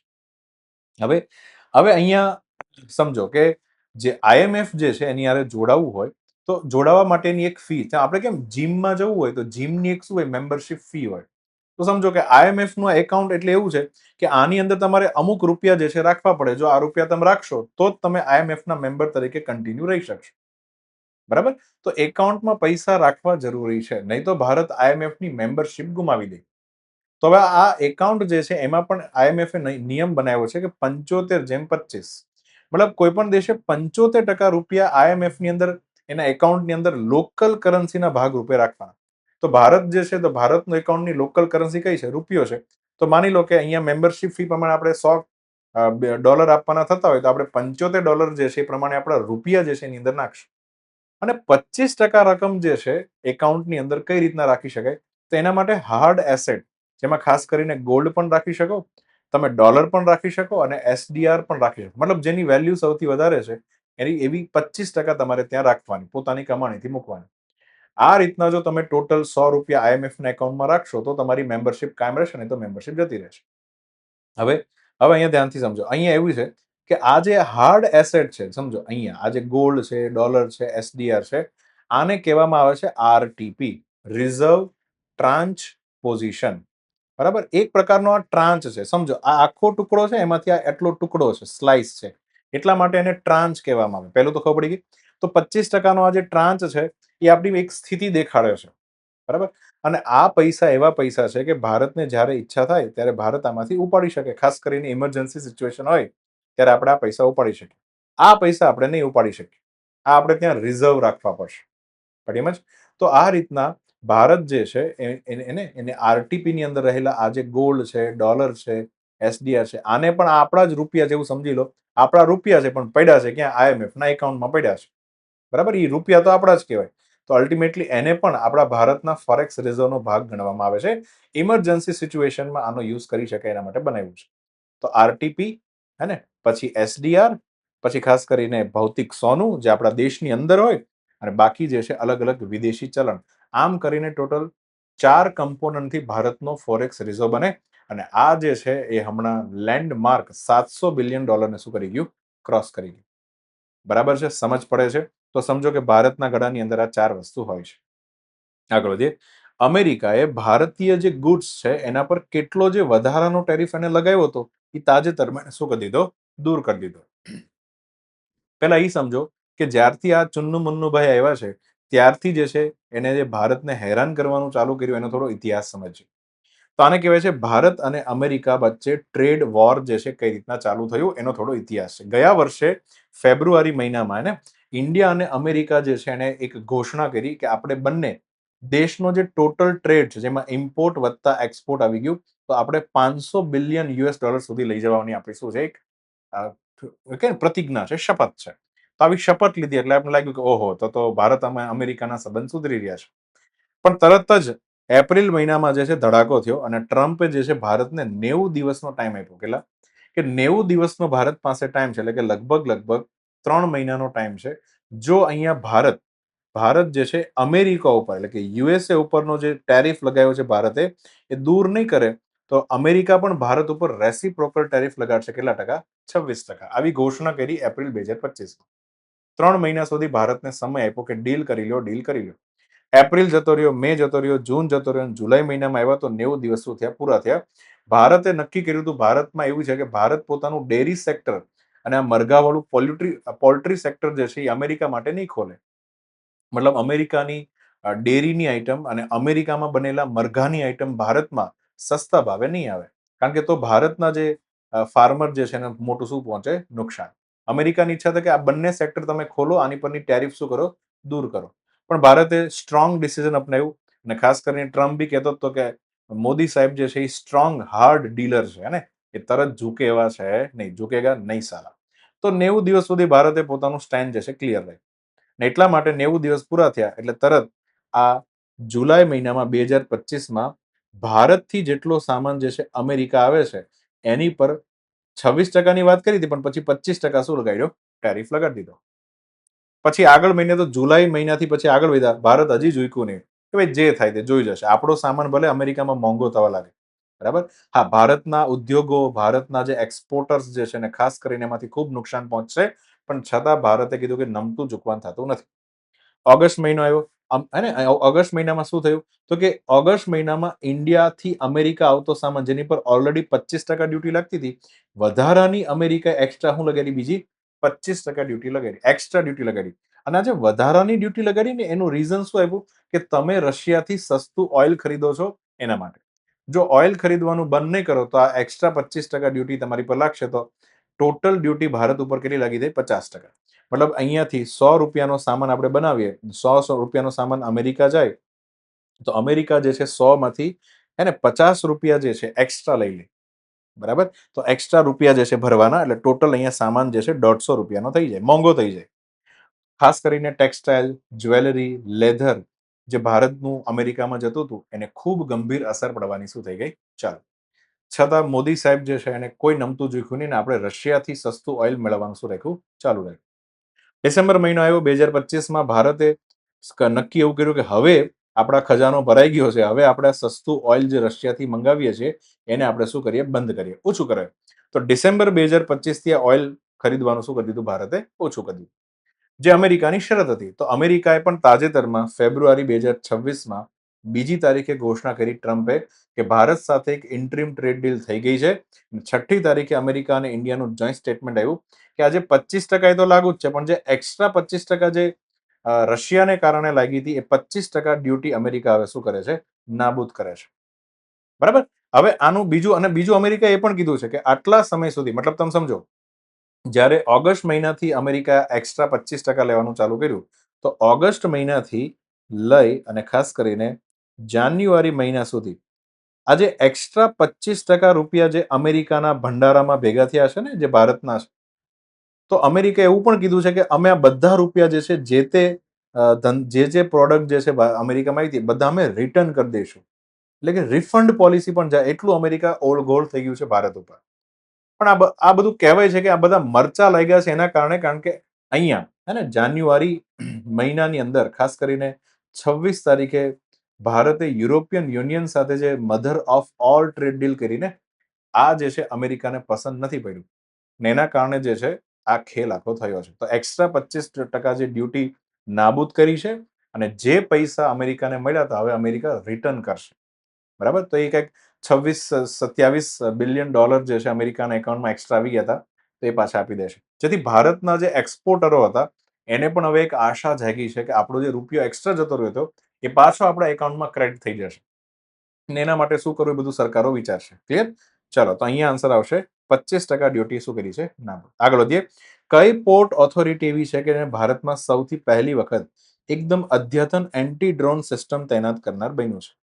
ખાસ કરીને આપણી જે નેવલ આર્મીની અંદર વારે વારે હવે ડ્રોનથી અટેક થવાના જો ચાલુ થઈ જાય તો એના માટે આપણી પાસે એન્ટી ડ્રોન સિસ્ટમ હોવી જોઈએ. ચલો, તો અહીંયા આન્સર આવશે વીઓ ચિદમ્બરમ પોર્ટ ઓથોરિટી જે છે, જે તમિલનાડુની અંદર છે, તમિલનાડુનું મુખ્ય બંદર છે. એ ભારતનું પહેલું એવું બંદર બન્યું છે કે જ્યાં હવે એન્ટી ડ્રોન સુવિધા લાગુ થવા જઈ રહી છે, જે રેડિયો ફ્રીક્વન્સી ડિટેક્ટ કરશે. કારણ કે આ ડ્રોન હોય ને, ડ્રોન, હા, ડ્રોન જે છે એના એના જે કોક તો એને હેન્ડલ કરતું હોય ને, તેનો રિમોટ હોય, આ બંને વચ્ચે રેડિયો ફ્રીક્વન્સી હોય હે ને. જો તમે આને ડિટેક્ટ કરી લો તો તમને આઈડિયા આવી જાય કે ડ્રોન એક્ઝેક્ટલી ક્યાં છે. ખાસ કરીને અમુક એવા ડ્રોન જે છે કે જે રડાર બેઝ ચાલતા હોય, તો રડાર આધારિત ડ્રોનને પણ ડિટેક્ટ કરી શકે. પછી એક આ એન્ટી ડ્રોન સિસ્ટમમાં જામર ડેવલપ કર્યું છે. જામર એટલે કે જે રેડિયો સિગ્નલને બ્લોક કરી દે. હું એમ કહું કે આ હેન્ડલર જે છે અને ડ્રોન વચ્ચેનું સિગ્નલ બ્લોક થઈ જાય તો આ ડ્રોન જે છે ફટ દઈને પડે નીચે. તો આને કહેવાય જામર. તો અને એ બી પોર્ટેબલ, કે એક જગ્યાએથી બીજી જગ્યાએ લઈ જઈ શકાય. તો આ બધી સુવિધાઓ જે છે વીઓ ચિદમ્બરમ પોર્ટ ઓથોરિટીની અંદર ડેવલપ કરી છે. તો કે 5 કિલોમીટરનું કવરેજ આપવા, કે 5 કિલોમીટરથી અંદર કોઈ પણ ડ્રોન આવશે તો અહીંયા એની અંદર ડ્રોન જે છે એન્ટર નહીં થઈ શકે, એટલી સેફટીની ગેરંટી છે. આખી નાખી સુવિધા ministry of science and technology અંતર્ગત આપણી ઉત્તર પ્રદેશમાં એક પબ્લિક સેક્ટર અંડરટેકિંગ કંપનીનું નામ છે સેન્ટ્રલ ઇલેક્ટ્રોનિક્સ લિમિટેડ, જેણે આખી નાખી સુવિધા શું કરી છે, ડેવલપ કરી છે. બરાબર. તો અહીંયા આન્સર આવશે વીઓ ચિદમ્બરમ પોર્ટ ઓથોરિટી. આગળ વધીએ. કઈ ટીમે સૌથી વધુ સફળ ચેસ સાથે મહિલા પ્રીમિયર લીગ WPL જેને કહેવાય એની ફાઇનલ મેચ જીતી લીધી છે? આ તો તાજેતરમાં WPL 2026ની ફાઇનલ રમાણી વડોદરા ખાતે. આરસીબી અને દિલ્હી કેપિટલ્સ વચ્ચેની મેચ હતી અને આરસીબી આ મેચ જીતી ગયું છે. WPLની હિસ્ટ્રીની વાત કરીએ તો 2023થી આ મહિલાઓ માટેની આઈપીએલની જેમ WPL રમાય છે. પહેલી મેચ 2023થી WPL મુંબઈ ઇન્ડિયન્સ જીત્યું હતું. 24માં પાછું આરસીબી, 2025માં પાછું મુંબઈ ઇન્ડિયન્સ અને 26માં વળી પાછું આરસીબી. મતલબ બંને કસમ ખાધી કે એક પછી એક આપણે જીતશું. આરસીબીના કેપ્ટન છે સ્મૃતિ મંધાના અને મુંબઈ ઇન્ડિયન્સ ટીમ જે છે એના કેપ્ટન છે હરમનપ્રીત કૌર, કે જે ભારતની ટીમના પણ શું છે, કેપ્ટન છે. બરાબર. વિનિંગ પ્રાઇઝની વાત કરીએ તો આઈપીએલ જો જીતો તો 20 કરોડ રૂપિયા મળે, WPL જીતો તો 6 કરોડ રૂપિયા મળે. લગભગ 3 ગણી રકમ આઈપીએલમાં વધારે મળે છે. તો અહીંયા તમારે જેન્ડર ઇનઇક્વાલિટીની વાત કરવી હોય નિબંધમાં તો લખી શકો. ખાસ કરીને પર્પલ કેપ અને ઓરેન્જ કેપ. અને પર્પલ કેપ જે છે સૌથી વધારે વિકેટ લેવા માટે આપવામાં આવે તો સોફી ડિવાઇન જે છે અને 17 વિકેટ ટોટલ ટુર્નામેન્ટમાં લીધી. અને ઓરેન્જ કેપ જે છે સૌથી વધારે રન 377 રન માર્યા તો સ્મૃતિ મંધાના જે છે એ પહેલા નંબર ઉપર છે ઓરેન્જ કેપમાં. ક્લિયર? તો આને કહેવાય છે WPL.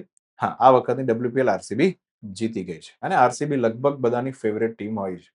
ચલો. સૂરજકુંડ ઇન્ટરનેશનલ ક્રાફ્ટ્સ મેળો દર વર્ષે કયા રાજ્યમાં યોજાય છે? અને હમણાં જ સૂચના આવી છે કે આ મેળાની અંદર જે આ રીતની જે રાઇડ્સ છે એ નીચે પડી અને ઘણા બધા લોકોની આમાં શું થઈ ગઈ, ડેથ થઈ ગઈ. તો આ મેળો જે છે ચર્ચામાં. તો સમજો, એક તો ઇન્ટરનેશનલ મેળો છે અને ક્રાફ્ટ્સ આધારિત મેળો છે એટલા માટે. તો 39મો સૂરજકુંડ ઇન્ટરનેશનલ ક્રાફ્ટ મેળો હરિયાણાના ફરીદાબાદ ખાતે યોજાઈ ગયો. આની થીમ હતી વોકલ ટુ ગ્લોબલ, કે આપણી લોકલ વસ્તુ જે છે ને વિશ્વના ફલક ઉપર આપણે મૂકવાની થાય છે.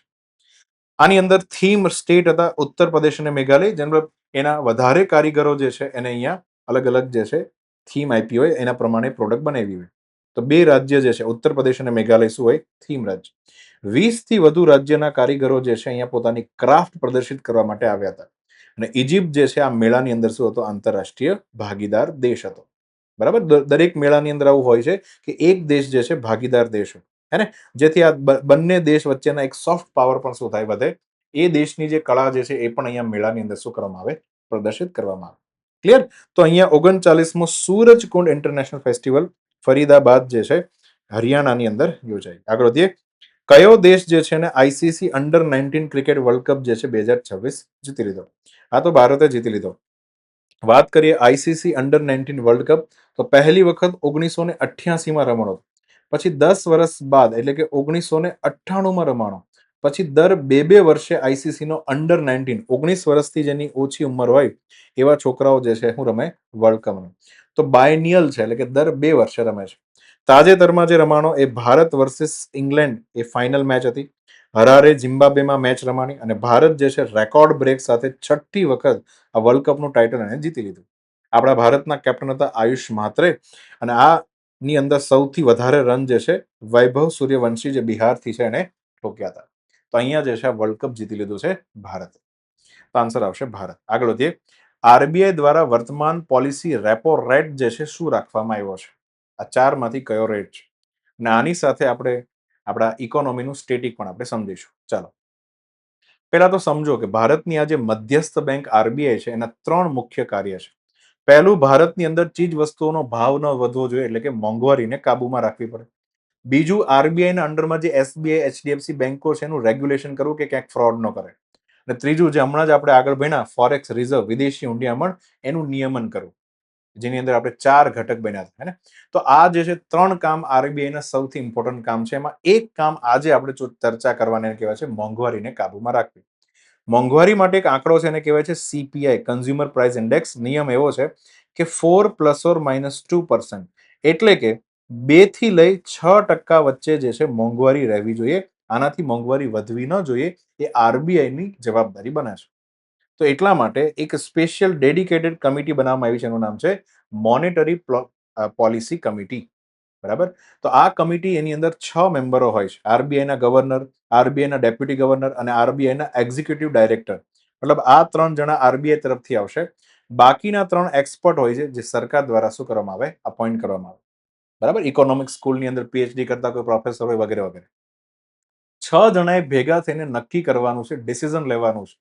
ડિસિઝન શેનું લેવાનું છે? રેપો રેટ અને રિવર્સ રેપો રેટ કેટલો રાખવો તે. એની પર વોટિંગ થાય. દરેક વ્યક્તિનો જે છે એક વોટ ગણવામાં આવશે. માની લો એક રેપો રેટ નક્કી કરવાનો છે અને સરખા મત પડ્યા, એટલે કે બંને ત્રણ જણે કીધું કે આપણે રેપો રેટ 5% રાખીએ અને આ 3 જે છે એવું કહે છે કે રેપો રેટ 6% રાખીએ. તો હવે કોનું માનવું? તો હવે આ સમયે જ્યારે સરખા વોટ થાય તો ગવર્નર બીજી વખત પોતાનો કાસ્ટિંગ વોટ આપી શકે. પછી ગવર્નર જે સાઈડ કે એ એનું ફાઇનલ ગણાશે. બરાબર? આ રીતના બેકી સંખ્યા છે ને, તો ક્યારેક લોચો આવી શકે. હા, વોટ શું કરવાનો, બધું શું કરવાનું, કારણ કે રેપો રેટ અને રિવર્સ રેપો રેટ જે છે નક્કી કરવાનો હોય છે એટલા માટે. અને તો તાજેતરમાં હવે સમજો મેઇન કામ છે રેપો રેટ, અને આ બધું એટલા માટે કે અલ્ટિમેટલી મોંઘવારી કાબુમાં આવે. શું કાબુમાં આવે? મોંઘવારી. તો હવે હમણાં આપણે એક એક્ઝામ્પલ લઈએ, મોંઘવારીને કાબુમાં લઈએ. ચાલો, પહેલું એક્ઝામ્પલ છે રેપો રેટ. રેપો રેટ આપણે સમજવો છે. રેપો રેટ સમજવા માટે અહીંયા ધ્યાનથી જોજો. માની લો આ જે છે આપણી આરબીઆઈ 5%ના દરે 100 રૂપિયા જે છે લોન ઉપર આવે છે, કોને? એસબીઆઈ બેંકને આપે છે. મતલબ એસબીઆઈ પાસે 100 રૂપિયા આપ્યા, આરબીઆઈ લોન આપી 5%ના દરે. આને કહેવાય છે રેપો રેટ. રેપો રેટ એટલે બેંકો આરબીઆઈ પાસેથી જે ટકાના દરે પૈસા લઈ આવે એને શું કહેવાય? Repo rate. તો 100 રૂપિયા હવે કોની પાસે આવી ગયા? એસબીઆઈ પાસે. હવે નિયમ એવો છે કે 100 રૂપિયામાંથી સીઆરઆર ના રૂપિયા જે છે અલગ કરીને કેશમાં અલગ મૂકી દેવાના. તો સમજો કે એસબીઆઈ બેંક છે અને એની તિજોરીમાં અહીંયા સાઈડમાં 3 રૂપિયા જે છે મૂકી દેવા, જેને કહેવાય કેશ રિઝર્વ રેશિયો. 18 રૂપિયા જે છે એ પાછા અલગ અહીંયા મૂકવાના 100 માંથી, એને કહેવાય છે અને સ્ટેટ્યુટરી લિક્વિડિટી રેશિયો. તો 18% જે છે એને સાઈડમાં મૂકી દેવા. તો એમ કહું કે એસબીઆઈ 100 રૂપિયામાંથી 3 રૂપિયા સાઈડમાં મૂકી દે, 18 રૂપિયા જે છે એને ગણીને સાઈડમાં મૂકી દે. ટૂંકમાં 21 રૂપિયાને સાઈડમાં મૂકી દીધા. તો હવે એસબીઆઈ પાસે કેટલા રૂપિયા વધ્યા?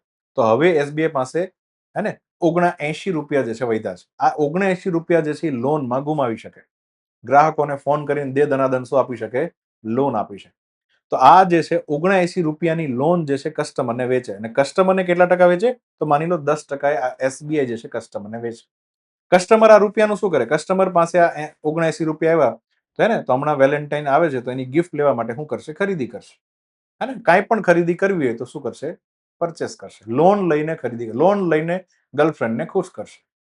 પણ અહીંયા તમે જુઓ 10% શું છે? વ્યાજનો દર. તો કસ્ટમરે પાછા વ્યાજના રૂપિયા ભરવાના તો ખરી ને, કે મફતમાં થોડા રૂપિયા વાપરવા આપ્યા છે.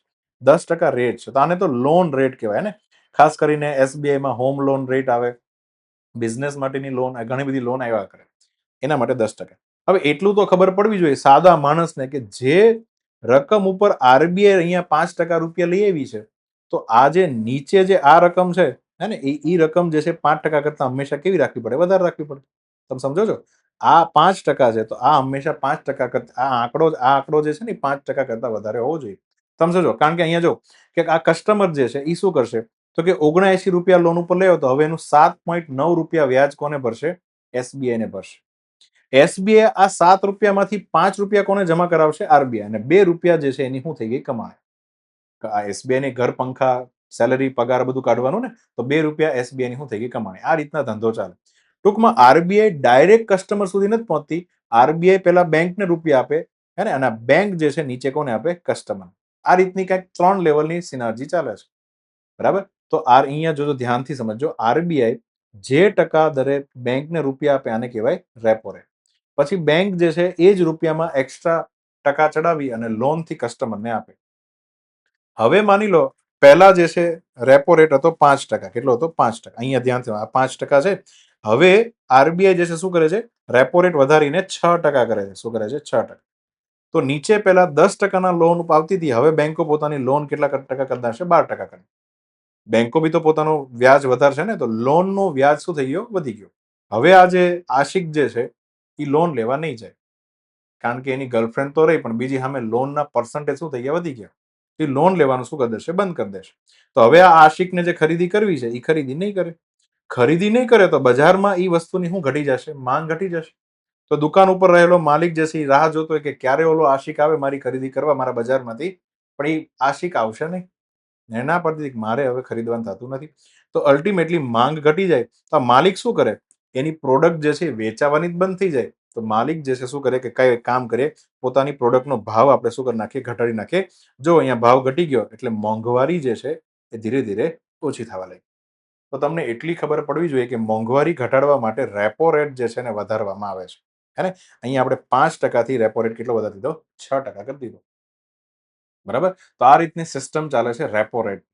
બરાબર? હા, રિવર્સ રેપો રેટ આનાથી ઉલટી વસ્તુ છે. બેંકો પોતાની પાસે પડેલા રૂપિયા છે, હે ને, જેમ આપણે આપણા રૂપિયા જે છે બેંકમાં પાર્ક કરીએ, સેવિંગ્સ એકાઉન્ટ અને અલગ અલગ એફડી ની અંદર, જેથી આપણને વ્યાજ મળે, એમ બેંકો પણ પોતાના રૂપિયા ક્યાં નાખે? આરબીઆઈ ની અંદર. અને આરબીઆઈ જે છે એને શું આપે? વ્યાજ ચૂકવે. એક પ્રકારની આ કમાણી છે. ફાલતુમાં રૂપિયા પડ્યા હોય, લોનમાં કોઈ લેવા ન આવ્યું હોય, તો બેંકની અંદર મૂકી દે, આરબીઆઈ ની અંદર મૂકી દેવાય. બરાબર? તો એને કહેવાય છે રિવર્સ રેપો રેટ. તો રિવર્સ રેપો રેટ થી આપણી આ એસબીઆઈ, એચડીએફસી બેંકો શું કરશે? કમાણી કરશે. રેપો રેટ થી આરબીઆઈ કમાણી કરશે. બરાબર? બીજું, રેપો રેટ જે છે એને વધારી અને ઘટાડી અલ્ટિમેટલી મોંઘવારી ઉપર શું લેવામાં આવે? કંટ્રોલ. કારણ કે આ જ તો આરબીઆઈ નું મેઇન કાર્ય હતું. તો હવે આ બધું કરવા માટે અલ્ટિમેટલી મોનિટરી પ્લાનિંગ કમિટી છે, એ એક નાણાકીય વર્ષના દર 2 મહિને મીટિંગ કરે છે. હું એમ કહું કે ટોટલ 12 મહિના છે, ભાગ્યા 2 કરું તો ટૂંકમાં આ લોકોએ 6 વખત ભેગું થવાનું છે. 6 જણાએ 6 વખત ભેગું થવાનું થાય. અને 6 વખત જે ભેગા થઈ, દરેક વખતે હું નક્કી કરે? પોલિસી રેટ નક્કી કરે, એટલે કે અને રેપો રેટ નક્કી કરે. બરાબર? હવે આમાં વાત કરીએ તો આપણું જે છેલ્લું નાણાકીય વર્ષ છે હમણાં હવે પૂરું થવાનું 2025-26, એની 5મી મીટિંગ જે થઈ હતી એમાં રેપો રેટ રાખ્યો તો 5.25%. અને તાજેતરમાં ફેબ્રુઆરી મહિનામાં જે 6ઠ્ઠી મીટિંગ થઈ એમાં પણ રેપો રેટ કેટલો રાખ્યો છે? 5.25%. મતલબ રેપો રેટમાં અત્યારે કોઈ ચેન્જ કરવામાં આવ્યો નથી. આ 6ઠ્ઠી મીટિંગ છે, ફાઇનલ મીટિંગ છે. હવે નવું નાણાકીય વર્ષ આવશે તો પહેલેથી નવી મીટિંગ ભરાશે. દરેક રેપો રેટ ડિક્લેર કરે, જેમ કે આ 6ઠ્ઠી મીટિંગ ડિક્લેર કરે તો એમાં છે ને આ મોનિટરી પ્લાનિંગ કમિટી જે છે એ સ્ટાન્સ પણ નક્કી કરે કે હવે અમારો સ્ટાન્સ કેવો રહેશે. જેમ કે આ વખતે 6ઠ્ઠી મીટિંગમાં સ્ટાન્સ રહ્યો છે ન્યુટ્રલ. તો પહેલા તો સ્ટાન્સ સમજો. 3 પ્રકારના મોનિટરી પ્લાનિંગ કમિટીના સ્ટાન્સ છે. સ્ટાન્સ એટલે કે પોતાની પોઝિશન. હવે આમાં આગળ જઈને શું કરવાના છે? પહેલો એનું કહેવાય છે અકોમોડેટિવ અથવા તો ડોવિશ. ડોવિશ એટલે થાય કબૂતર. શું થાય? કબૂતર. કબૂતર જે છે શાંતિનું પ્રતીક છે. હે ને? શાંતિનું પ્રતીક છે. તો હવે સમજો, જો આરબીઆઈ એવું કહે કે અમે ડોવિશ પોલિસી રેટનો સ્ટાન્ટ આ વખતે રાખીએ છીએ, તેનો મતલબ હવે પછીની જ્યારે કમિટી ભેગી થશે ત્યારે રેપો રેટ ઘટશે. મેં પહેલા જ કીધું કે રેપો રેટ ઘટે તો અહીંયા બેંકો જે છે પોતાના લોનના રેટ પણ શું કરી નાખે? ઘટાડી નાખે. લોનના રેટ ઘટાડી નાખે તો કસ્ટમર જે છે લોન લેવા માટે તલપાપડ થવા લાગે. અને આજે કસ્ટમર જે છે લોન લે અને પછી સરસ મજાની પોતાની ગર્લફ્રેન્ડ માટે ગુલાબ જે છે લઈ આવે લોનના પૈસે, તો આ કસ્ટમરના જીવનમાં શું આવે? શાંતિ આવી જાય. આમ તો ન આવે પણ આવી ગઈ, કારણ કે એ હવે લોન અફોર્ડ કરી શકે છે. તો એટલા માટે શાંતિ, અને શાંતિ કબૂતર છે તો અલ્ટિમેટલી ડોવિશ પોલિસી પણ કહેવાય છે. ડવ એટલે થાય શાંતિ વાળું કબૂતર. બીજો સ્ટાન્સ છે, આ તો પહેલો સ્ટાન્સ છે અકોમોટિવ અથવા ડોવિશ. બીજો છે ન્યુટ્રલ. ન્યુટ્રલનો અર્થ આ એક્ઝામમાં એક વખત પૂછાઈ ગયું કે ન્યુટ્રલ સ્ટાન્સ, હે ને, ન્યુટ્રલ રહેવું એટલે એમાં આરબીઆઈ આગળ જઈને એમપીસી શું કરશે? તો આગળ જઈને બની શકે રિવર્સ રેપો રેટ વધારે પણ અથવા તો ઘટાડે પણ, કઈ નક્કી નથી. ત્યારે ન્યુટ્રલ સ્ટાન્સ આપે. અને જ્યારે આ એમપીસી કમિટી એવું કહે કે હવે આ વખતે અમે હોકિશ અથવા તો ટાઇટનિંગ સ્ટાન્સ અપનાવી રહ્યા છે. હોક એટલે થાય એક તો બાજ. તમે બાજ જોયું હશે, પક્ષી. આપણે એક પક્ષી છે. બાજની આંખ જે છે ને એકદમ તેજ હોય, જે દૂર રહેલી વસ્તુને ભાંપી લે. એમ અહીંયા આપણે મોંઘવારી ઉપર આપણી તેજ આંખ રાખવાની છે. મોંઘવારી વધી ગઈ છે તો હવે આ એમપીસી એવું કહે છે કે અમે રિવર્સ, મતલબ સોરી, આપણે રેપો રેટ જે છે શું કરશું? વધારશું. રેપો રેટ વધારવું એટલે નિયમ પ્રમાણે બેંકો જે છે હે એ એનો લોનનો રેટ વધારી દે, તો કસ્ટમરને મોંઘા ભાવની લોન મળે તો કસ્ટમર ખરીદવાનું બંધ કરે, તો અલ્ટિમેટલી મોંઘવારી કાબુમાં આવી જાય. સમજ પડી? તો આ 3 પ્રકારના સ્ટાન્સ હોય છે ભણવાના: એકોમોડેટિવ, ન્યુટ્રલ અને હોકિશ. ક્લિયર? ચાલો, તો આ રીતના જે છે કામ કરે છે આપણા ભારતની મોનેટરી પ્લાનિંગ કમિટી. બરાબર. ચલો, થોડા પ્રશ્નો આન્સર આપજો કમેન્ટ સેક્શન. આજે આટલું સરસ ભણાવ્યું છે ને ભાઈ, તો ઇજ્જતથી આન્સર. અને એવું હોય ને તો કમેન્ટ સેક્શનમાં આન્સર તમને યાદ ન હોય તો મહેરબાની કરીને ગૂગલમાં સર્ચ કરીને બી લખજો. બહુ ઓછા છોકરા લખે છે. આરબીઆઈ જે છે એની સ્થાપના જે છે કઈ સમિતિની ભલામણથી થઈ હતી, આ બી આન્સર આપજો. આરબીઆઈ ના ગવર્નર હોય, પેલા તો એ કહ્યું કે આ તાજેતરના આરબીઆઈ ના વર્તમાન ગવર્નર કોણ છે, જે જનરલી આઈએએસ ઓફિસરો હોય છે. તો આ જે છે ગવર્નર જે છે એની નિમણૂક ભારતની કઈ સમિતિ દ્વારા કરવામાં આવે છે? પહેલા તો આ ગવર્નરના પોસ્ટ માટે મુરતિયાને શોધવામાં આવે, સિલેક્ટ કરવામાં આવે. પછી મુરતિયામાંથી એક વ્યક્તિનું નામ જે છે ભારતની એક કેબિનેટ સમિતિ જે છે એને શું કરે, નામને ફાઇનલાઇઝ કરે કે આ હવે આરબીઆઈ ને શું રહેશે, ગવર્નર રહેશે. તો એ સમિતિનું નામ તમારે કહેવાનું છે. પછી એસએલઆર શબ્દ જે છે, વૈધાનિક પ્રવાહી દર જેને કહેવાય, એના 3 ઘટક તમારે કહેવાના છે. મેં આગળ વાત કરી હતી ને કે ભાઈ જે રીતના અહીંયા આ આરબીઆઈ જે છે 100 રૂપિયા આપે, આરબીઆઈ જે છે 100 રૂપિયા આપે, તો આરબીઆઈ ના આપેલા 100 રૂપિયામાંથી 3 રૂપિયા સીઆરઆર માં મૂકવાના અને 18 રૂપિયા જે છે એસએલઆર માં મૂકવાના. પણ ઈ પણ 3 ફોર્મેટમાં મૂકવાના હોય છે. 18 માંથી અમુક રૂપિયા અહીંયા મૂકવાના, અમુક અહીંયા મૂકવાના. તો 3 ના નામ જે છે પરીક્ષામાં પૂછાય છે, તે તમારે 3 ના નામ તમારે અહીંયા કહેવાના છે. બરાબર. તો એસએલઆર ના 3 ઘટકો કયા છે, આન્સર આપજો. ચલો, તો અહીંયા વર્તમાનમાં પોલિસી રેપો રેટ કેટલા ટકા છે? 5.25%. કયો જિલ્લો 100% વીમા કવચ પ્રાપ્ત કરનારો ભારતનો પ્રથમ જિલ્લો બન્યો છે? ભાઈ વીમા ભારતમાં કવરેજ ખૂબ ઓછું છે. ભારતના લોકો વીમો લેવામાં ખૂબ માનતા નથી. ફોરેનની અંદર વીમો ફરજિયાત છે, હે ને? મેડિક્લેમ કે આ ક્લેમ ન હોય, તમે ત્યાં દવાખાનામાં જાઓ તો ખૂબ મોટો ખર્ચો આવે.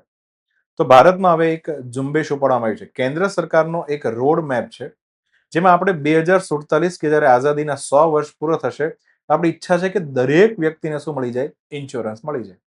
આ હિસાબે ભારતનો પહેલો એવો જિલ્લો છે જેનું નામ છે અલવર, રાજસ્થાનની અંદર, જેના 9 ગામડામાં દરેક વ્યક્તિ પાસે હવે શું આવી ગયો છે? વીમો. અને આનું કામ આ આટલી મોટું ઇમ્પોર્ટન્ટ કામ દરેક લોકોને વીમો લેવા માટે મનાવવા આ કામ પાર પાડ્યું છે બીના મહાવાર નામના આઈએએસ ઓફિસર, જે ત્યાં એડિશનલ કલેક્ટરની ભૂમિકા નિભાવી રહ્યા છે. ભારતમાં ઇન્સ્યોરન્સનું સેક્ટર નિયમન કરનારી સંસ્થા કઈ છે? તેનું નામ છે IRDAI, insurance regulation and development authority of India. તમારે એનું હેડક્વાર્ટર કહેવાનું છે. કમેન્ટ સેક્શનમાં લખજો એને હેડક્વાર્ટર કયું છે. બરાબર. તો અહીંયા આન્સર આવશે અલવર. આગળ વધીએ. વ્યાપક બર્ડ એટલાસ. એટલાસ એટલે એવો નકશો કે જ્યાં તમે જોઈ શકો કે કયું પક્ષી ક્યાં છે. પ્રકાશિત કરનારો ભારતનો બીજું રાજ્ય જે છે, ભારતનું બીજું રાજ્ય જે છે કયું બન્યું છે? બરાબર. મતલબ પહેલું રાજ્ય તો બીજું રાજ્ય બન્યું કયું છે? ચાલો જોઈએ. તાજેતરમાં ગોવાની અંદર ગોવાનો સ્થાનિક 9મો બર્ડ ફેસ્ટિવલ જે છે આયોજિત થવા જઈ રહ્યો છે. આ 9મા પક્ષી તહેવારમાં જે છે પક્ષીના જાણકાર લોકો બધા ભેગા થયા હતા, અને આ પક્ષીના તહેવારમાં અહીંયા ગવર્મેન્ટ ઓફ ગોવાએ ઘોષણા કરી એક બર્ડ એટલાસ, એક એવી બુક કે જેની અંદર પક્ષીઓનું ગોવામાં પદ્ધતિસર આંકલન થયું કે કયું પક્ષી ક્યાં જોવા મળે છે. એક સ્પેસ રિલેટેડ ડેટા કે કઈ જગ્યા પર કયું પક્ષી વધારે છે, આનો ડેટા પણ આની અંદર આપવામાં આવ્યો, જેથી કોઈ વ્યક્તિને ગોવામાં આવીને પક્ષી જોવા જવું હોય તો પહેલા એટલાસ કરી દે, જોઈ લે કે ક્યાં કયું પક્ષી છે, એ પ્રમાણે જે છે પોતાનું તંબુ નાખે. ભારતમાં પહેલું રાજ્ય બન્યું છે કેરળ, જેને આ રીતના ઓલરેડી એટલાસ ઇસ્યુ કર્યો હતો. બીજું રાજ્ય કયું બન્યું છે? ગોવા.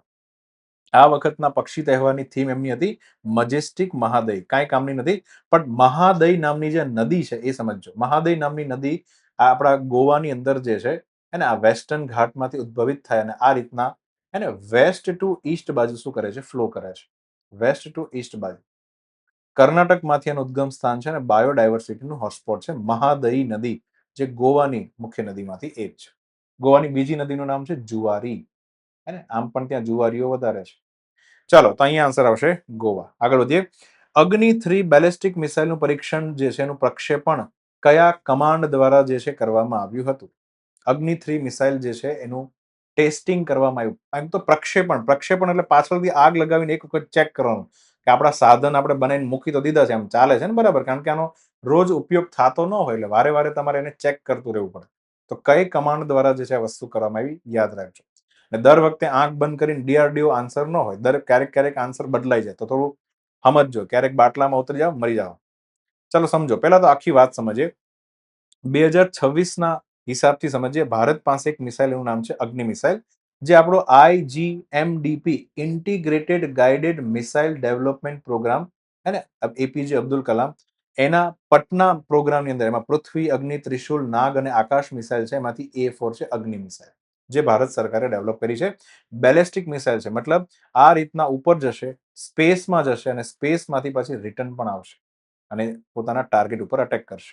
બેલેસ્ટિક મિસાઇલ હંમેશા લાંબા અંતર માટે હોય, તો આપણે લોંગ ડિસ્ટન્સ પર અટેક કરવા માટે આ મિસાઇલ બનાવી છે. અને આ મિસાઇલની સૌથી મોટી ખાસિયત છે પરમાણુ અટેક કરી શકે. આના આપણે અલગ અલગ વર્ઝન ડેવલપ, અગ્નિ 1, 2, 3 અને 4 અને 5, 5 વર્ઝન ડેવલપ કર્યા છે. આ ઉપરાંત એક ઓર વર્ઝન છે અગ્નિ પ્રાઇમ કરીને, બરાબર. 700 થી 1200, 2000 થી 3500, 3000 થી 5000, 3500 થી 4000 અને 5000 થી 8000. તમે જો અહીંયા તો રેન્જ વધતી જાય છે, અહીંયા વળી પાછું 3500 થી 4000 આવ્યું. મતલબ અગ્નિ 4 જે છે ને એ 3 અને 5 વચ્ચેનો ગેપ પૂરો કરવા માટે છે. ચાલો, તો આ તો એની શું થઈ ગઈ રેન્જ. શાંતિથી રેન્જ બેઠા બેઠા વાંચ્યા કરજો, હે ને. અગ્નિ 1 નામની પહેલી મિસાઇલથી જ આપણે પાકિસ્તાનને કવર કરીએ. પાકિસ્તાનમાં ન્યુક્લિયર અટેક કરવો હોય તો અગ્નિ 1 છોડવી પડે. પછી એનાથી ઓર આગળ કવરેજ વધારવો હોય તો 2 સ્ટેજની અગ્નિ 2 મિસાઇલ છે. અગ્નિ 3 જેનું હમણાં તાજેતરમાં શું થયું, પરીક્ષણ થયું. આ પણ 2 સ્ટેજની મિસાઇલ છે, જેનું હમણાં શું થયું, પ્રજ્વલન પરીક્ષણ થયું છે. હળગાવીને એક વખત જોઈ લીધી. અગ્નિ 4 જે છે એ ખાસ કરીને 3 અને 5 વચ્ચેનો ગેપ જે છે ઓછો કરવા માટે આને બનાવવામાં આવી છે. અને ખાસ કરીને એની ગાઈડન્સ સિસ્ટમ બહુ સરસ છે. એક જગ્યા ઉપર પ્રેસિઝન સાથે અટેક કરવો હોય તો અગ્નિ 4 ઇઝ ધ બેસ્ટ. અને અગ્નિ 5 જે છે એની રેન્જ તો ખૂબ વધારે છે, 8000 કિલોમીટર. એટલે આને ઇન્ટર કોન્ટિનેન્ટલ બેલેસ્ટિક મિસાઇલ કહેવાય. ઇન્ટર એટલે એક ખંડમાંથી બીજા દેશમાં અથવા બીજા ખંડમાં. કોન્ટિનેન્ટ એટલે થાય ખંડ, તો એક ખંડમાંથી બીજા ખંડ આખો કુદાવી નાખે એવી આ બેલેસ્ટિક મિસાઇલ છે. અને આ જ અગ્નિ 5 ની અંદર ખાસ યાદ રાખજો, અગ્નિ 5 ની અંદર 2024માં એક મિશન લોન્ચ કરવામાં આવ્યું, મિશન દિવ્યાસ્ત્ર, જેના અંતર્ગત અગ્નિ 5 નામની જે મિસાઇલ હતી એની અંદર આપણે એક ફીચર એડ કર્યું. જે ફીચરનું નામ છે MIRV ફીચર, જે રશિયન મિસાઇલો પાસે ખૂબ જોવા મળે, હે ને. જેને આપણે કહીએ છીએ multiple, M for multiple, I for indigenous, નહીં, I ફોર થાય ઇન્ડિપેન્ડન્ટ, એક થાય મલ્ટિપલ, એક થાય ઇન્ડિપેન્ડન્ટ. યાદ રાખજો, મલ્ટિપલ, ઇન્ડિપેન્ડન્ટ, પછી ટાર્ગેટેબલ રી એન્ટ્રી વ્હીકલ, MIRV ટેક. આ તો ઓલરેડી મેં ભણાવી દીધી છે કે કોઈ મિસાઇલ જે છે આ રીતના છૂટે, બરાબર, તો આ મિસાઇલનો જે વોર હેડ હોય ને એની અંદર ઘણા બધા જે છે વોર હેડ હોય, એક વોર હેડ ન હોય, ઘણા બધા. અને આ છૂટે તો મલ્ટિપલ ટાર્ગેટને એક સાથે જે છે ભૂંદી નાખે, બરાબર. તો એને કહેવાય MIRV પ્રકારની તકનીક, જે મિશન દિવ્યાસ્ત્ર અંતર્ગત આપણા અગ્નિ 5 ની અંદર છે, બરાબર. અગ્નિ મિસાઇલની વાત કરીએ તો DRDO દ્વારા જે છે એની ડિઝાઇન બનાવવામાં આવી, એને ડેવલપ કરવામાં આવી. ખાસ કરીને DRDOની 2 લેબ જે છે, એડવાન્સ રિસર્ચ લેબ અને defence research and development lab, આ બંને અગ્નિ મિસાઇલ બનાવી છે. મતલબ આખું એનું ડિઝાઇનિંગનું કામ પૂરું કર્યું. પછી એને મેન્યુફેક્ચરિંગ માટે આપી Bharat dynamics limited. Bharat dynamics limited નામની જે PSU છે એના દ્વારા આનું શું થાય છે, મેન્યુફેક્ચરિંગ. ખૂબ ક્રિટિકલ જગ્યા કહેવાય, અહીંયા કોઈને પણ એન્ટ્રી હોતી નથી, કારણ કે આપણી એટોમિક હુમલો કરવા માટેની આ શું છે, મિસાઇલ છે. તો હવે મિસાઇલ એક વખત બની જાય, આમ સમજો કે મિસાઇલ એક પછી એક બનવા લાગી, તો આ મિસાઇલનો જથ્થો જે છે એ એક વખત બની જાય પછી એની જવાબદારી કોને આપી દેવામાં આવે, તો પછી એની જવાબદારી આપી દેવામાં આવે 2003 ની અંદર બનેલી ન્યુક્લિયર કમાન્ડ ઓથોરિટી, જે પ્રાઇમ મિનિસ્ટરના સીધા નેતૃત્વ હેઠળ આવે છે, બરાબર. જે આપણા ભારતમાંથી ન્યુક્લિયર અટેક કરવાની અંતિમ કમાન્ડ જે છે આના હાથમાં હોય છે, બરાબર. તો એના અંતરે પણ એક આપણે કમાન્ડોની એક ફોર્સ બનાવ્યું, નામ છે સ્ટ્રેટેજિક ફોર્સ કમાન્ડ, જેનો મેઇન કામ છે જ્યારે એટોમિક અટેક કરવાનું હોય ત્યારે જે છે એ એક્શન લેશે. જમીન હોય, હવા હોય, દરિયા હોય, ન્યુક્લિયર હુમલો કરવો હોય ત્યારે આપણી આ સ્ટ્રેટેજિક ફોર્સ કમાન્ડ શું લેશે, હંમેશા એક્શન. તો આ SFC નામની જે આપણી આ કમાન્ડ છે એને જ હમણાં તાજેતરમાં અગ્નિ 3 મિસાઇલ જે છે એનું પ્રજ્વલન પરીક્ષણ કર્યું. પ્રજ્વલન કરવું એટલે પાછળથી એક વખત હળગાવી દેવી, ખબર પડે કે આ વ્યવસ્થિત ચાલે છે ને, બંધ નથી થઈ ગઈ ને, ઓઇલ પાણી બધું રેડી છે કે નહીં. ક્લિયર? ચાલો, એક પ્રશ્ન પૂછું કે અગ્નિ 3 નામની મિસાઇલ છે, ચાલો અગ્નિ 3 મિસાઇલ છે, આની અંદર ગાઈડન્સ સિસ્ટમ હોય. ભાઈ તમે બી એક જગ્યાએથી બીજી જગ્યાએ જતા હો તો ગૂગલ મેપ ચાલુ કરો છો, તો ગૂગલ મેપમાં બેઝિકલી GPS નામની ગાઈડન્સ સિસ્ટમ યુઝ થાય, જેથી ખબર પડે કે એક્ઝેક્ટલી તમે ક્યાં છો ને તમારે જવું ક્યાં છે. આ મિસાઇલને બી તો ખબર પડી જોઈએ, તો એના માટેની શું એક ગાઈડન્સ સિસ્ટમ હોય. તો એ કઈ છે, એમાં ઇન્ડિજિનિયસ છે એટલે કે નાવિક છે, કે પછી GPS પ્લસ INS નામનું મોડ્યુલ છે એટલે કે વિદેશી છે. કારણ કે આ જે છે એ અમેરિકાની છે, ક્યાંની છે, GPS system, global positioning system ક્યાંની છે, અમેરિકાની, અને આ ભારતની પોતાની છે. ક્લિયર? ચલો તો કઈ છે તમારે કમેન્ટ સેક્શનમાં લખવાનું છે તો થોડો ખબર પડશે. ક્લિયર? ચલો અહીંયા આન્સર આવશે સ્ટ્રેટેજિક ફોર્સિસ કમાન્ડ. આગળ વધીએ. ઉપેન્દ્રનાથ બ્રહ્મા એવોર્ડથી સન્માનિત રાણી કયા દેશની છે? તાજેતરમાં એક બેનને એવોર્ડ મળ્યો. આ બેન કયા દેશના છે તમારે કહેવાનું છે. ત્યાંની પાછી મધર, ક્વીન મધર છે, રાજાની માતા છે. બરાબર. ચલો તો પહેલા તો આ સમજો, આ ઉપેન્દ્રનાથ બ્રહ્મા નામનો જે છોકરો હતો એ કોણ હતો? તો 1965 થી લઈ 1990 વચ્ચે આસામની અંદર, મેં આગળ મેપમાં બી કીધેલું, આસામમાં બોડો પ્રજાતિ રહે છે. તો આ બોડો જાતિ જે છે એમાંનો જન્મ થાય છે. આ ખૂબ મોટો આગળ જઈને સામાજિક સુધારક બને છે. પોતે ટીચર હોય છે. ગાંધીજીના પગ ચિહ્નો પર ચાલે છે અને બોડો લોકોને આગળ વધારવા માટે ખૂબ મોટી ચળવળો ચાલુ કરે છે. આને ફાધર ઓફ બોડો પીપલ પણ કહેવાય, એટલે કે બોડોફા તરીકે પણ ઓળખવામાં આવે છે. બોડો ફાધર એમ. એને કીધું હતું કે શિક્ષણ જે છે એ આપવું પડશે બોડો લોકોને, જેથી આ લોકો શું કરે, સુધરે. અને એમને જે હકો નથી મળ્યા આસામની અંદર એ પણ આપવામાં આવે. તો ખૂબ મોટી લડત લડાવી. 35 વર્ષની ઉંમરે કેન્સરના કારણે એનું શું થઈ ગયું, અવસાન થઈ ગયું. એમના મૃત્યુ બાદ 1999 ની અંદર, હે ને, 99માં ઉપેન્દ્રનાથ બ્રહ્મા ટ્રસ્ટ બનાવવામાં આવે છે, જે કોઈ પણ એવા વ્યક્તિ કે જે માનવતા માટે મજબૂતાઈ દેખાડે, સોલિડારિટી દેખાડે કે માનવતા રહેવી જોઈએ આ દેશમાં, બરાબર, તો એનો શું આપવામાં આવે છે, એવોર્ડ આપવામાં. તો તાજેતરમાં આ એવોર્ડ જે છે એ ભૂટાન જે છે એની ક્વીન મધરને આપવામાં આવ્યો, જેનું નામ બહુ લાંબુ છે, GAD વાંગમો વાંગચુક, જે સામાજિક સુધાર માટે ભૂટાનમાં જાણીતી છે. બરાબર. તો અહીંયા જે છે ભૂટાનની ક્વીન મધરને આ શું આપવામાં આવ્યો, એવોર્ડ આપવામાં આવ્યો. તમે વાંગચુક પણ યાદ રાખી શકો, વાંગમો વાંગચુક, બસ આટલું યાદ રાખજો. બરાબર. ચાલો, તો એ ભૂટાન જે છે એની બેઝિકલી શું છે, રાણી છે. આગળ વધીએ. મહત્વપૂર્ણ ખનિજોનો જે વ્યૂહાત્મક ભંડાર બનાવવા માટે અમેરિકાની પહેલનું નામ શું છે? ભાઈ, તાજેતરમાં ટ્રમ્પ કાકાએ $12 બિલિયન આપ્યા છે કે જે ક્રિટિકલ ખનિજ છે એનો ભંડાર બનાવશે. ભંડારને આમ તો એને સ્ટોક પાઇલ કહેવામાં આવે. શું કહેવામાં આવે? Stock pile. પાઇલ એટલે ઢગલો, સ્ટોક એટલે ભેગો કરીને એક ઢગલો બનાવો, સ્ટોક એટલે ભેગું કરવું. તો એના માટે પ્રોજેક્ટ બને છે, પ્રોજેક્ટ વોલ્ટ. વોલ્ટ એટલે પેલું કે ને આપણું ઘરની અંદર પૈસા રાખવાનો વોલ્ટ હોય, એમાં આ લોકો ખનીજોને આની અંદર રાખશે. કારણ કે ખબર છે કે ભવિષ્યની અંદર ચાઇના ઉપર ડિપેન્ડન્ટ રહેવું પડે નહીં. ખાસ કરીને આની અંદર રેર અર્થ મિનરલ રાખવાના થશે. એમાં બી અમેરિકા પ્રોજેક્ટ વોલ્ટમાં કીધું છે કે અમે કોબાલ્ટ અને ગેલિયમ ઉપર વધારે ફોકસ રાખશું. એનો ભંડાર અમે અમેરિકામાં એક મોટા ભંડારા બનાવીને એમાં જ્યાંથી કોબાલ્ટ મળી ભેગું કરીને ત્યાં શું કરવા લાગશું, સ્ટોર કરવા લાગશું. આને કહેવાય સ્ટ્રેટેજિક મિનરલ સ્ટોરેજ. બરાબર. આ અમેરિકાએ પેટ્રોલિયમ માટે પણ પોતાના દેશની અંદર મોટા શું બનાવ્યા છે, ભંડારા બનાવ્યા છે. ચલો, કેટલા લોકોને એક કામ કરો, ભારતે પણ હે ને પેટ્રોલિયમ માટે, કોના માટે? પેટ્રોલિયમ સ્ટ્રેટેજિક રણનીતિક પેટ્રોલિયમ રિઝર્વ SPR બનાવ્યા છે. કેટલી જગ્યા ઉપર છે, તમારે આન્સર કમેન્ટ સેક્શનમાં લખવાનો છે. બેઝિકલી જમીનની અંદર મોટા કુવા છે, જ્યારે આપણને સસ્તું ઓઇલ મળે એટલે કુવાની અંદર નાખી દેવાનું. પછી ક્યારેક દેશમાં મોટો ઉલ્લાપુલ્લો થયો હોય, એ સમયે આની અંદરથી ઓઇલ કાઢીને દેશના લોકોને આપવાનું. એને કહેવાય રિઝર્વ, રણનીતિક રિઝર્વ રાખવું. બરાબર. ચલો, અહીંયા પ્રોજેક્ટ વોલ્ટ આન્સર આવશે. આગળ વધીએ. કયા રાજ્યની અંદર ડિક્લિપ્ટેરા પખાલિકા નામની એક નવી ફૂલ છોડની પ્રજાતિ મળી આવી છે? તો તાજેતરની અંદર મિનિસ્ટ્રી ઓફ એન્વાયરમેન્ટ, ફોરેસ્ટ અને ક્લાઇમેટ ચેન્જ અંતર્ગત બોટાનિકલ સર્વે ઓફ ઇન્ડિયા દ્વારા સંશોધન થયું.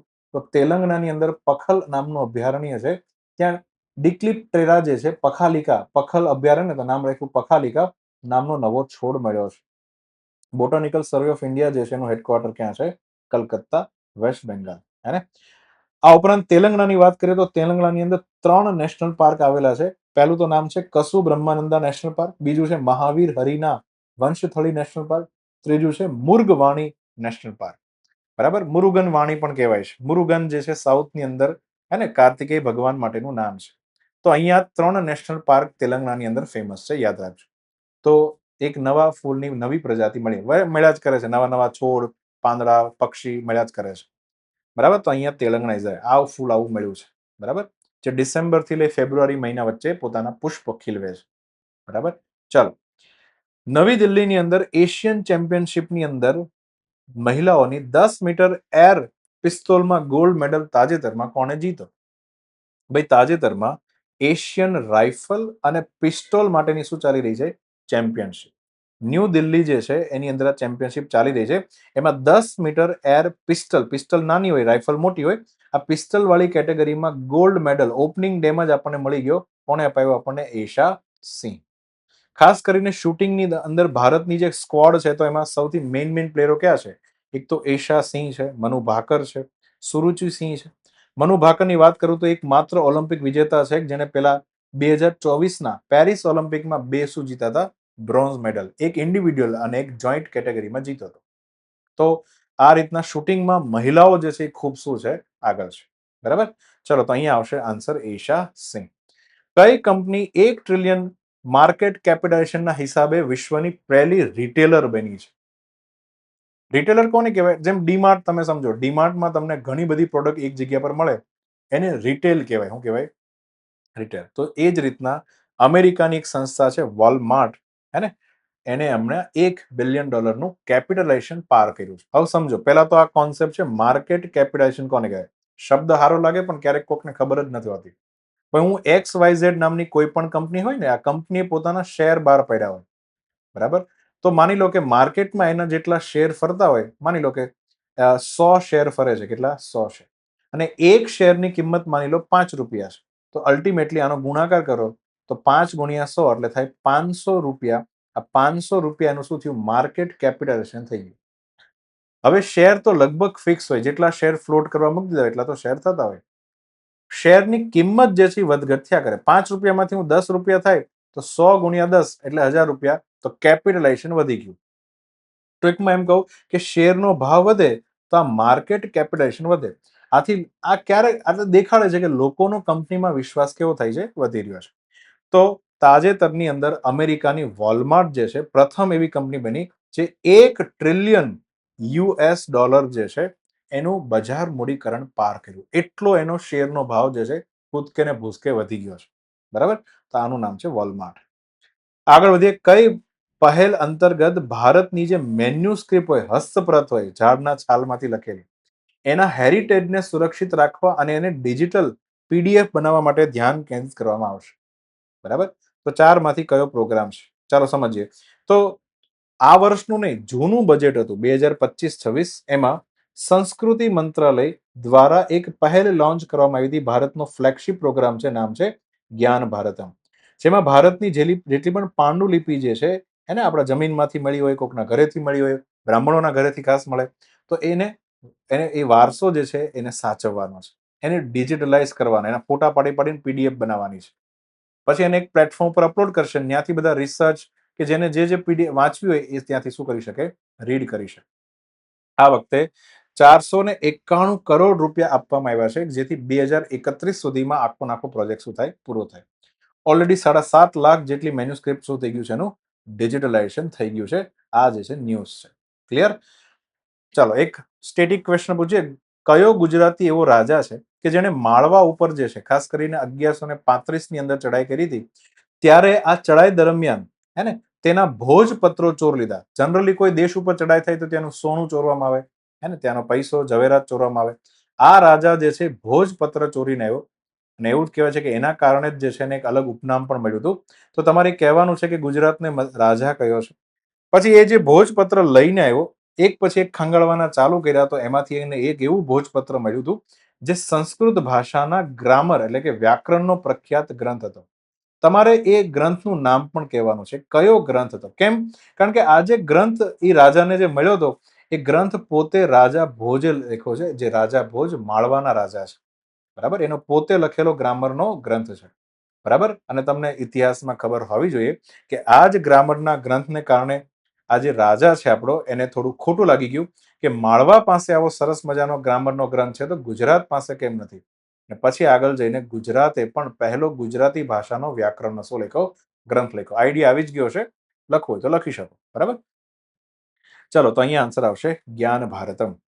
પેન્નયાર નદીના પાણીના વિવાદમાં કયા 2 રાજ્યોનો સમાવેશ થાય છે? એક નદી છે જેનો વિવાદ ચાલી રહ્યો છે. કયા 2 સ્ટેટ બાંધી રહ્યા છે નદી માટે? ચાલો તો તાજેતરમાં ભારતનો નકશો જુઓ.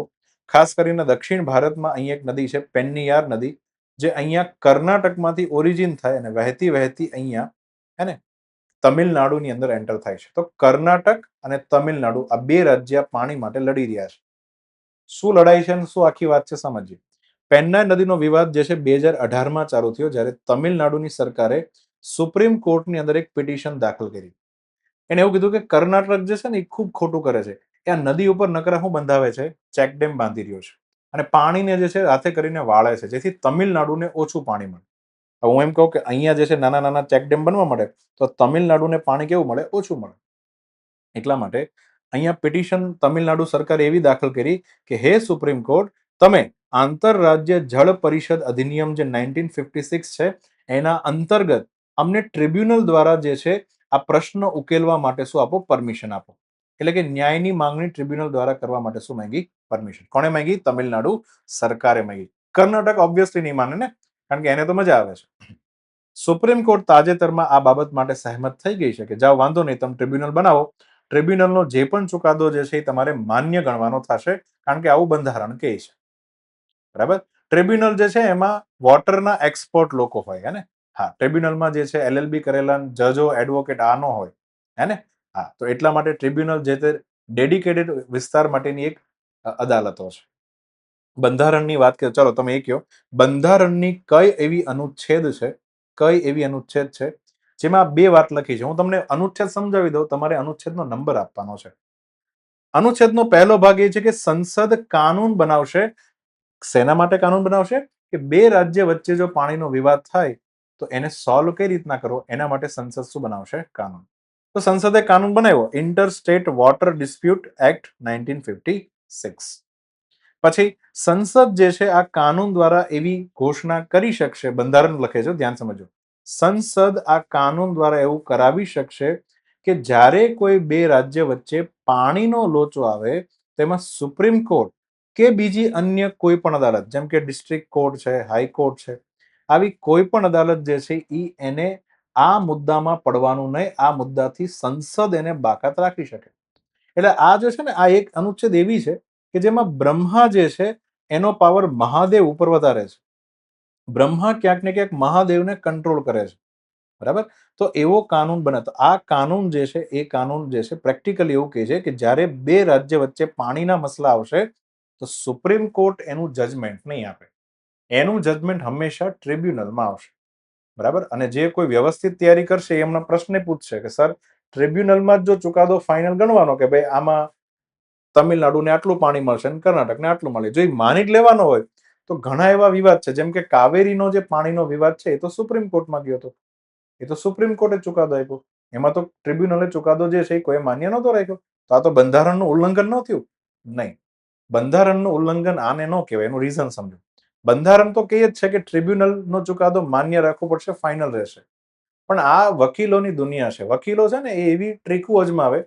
વકીલો એવું કીધું કે ભાઈ કાવેરી જળનો જે મુદ્દો હતો એ મુદ્દો જે છે ખરેખર પીવાના પાણી માટેનો મુદ્દો છે.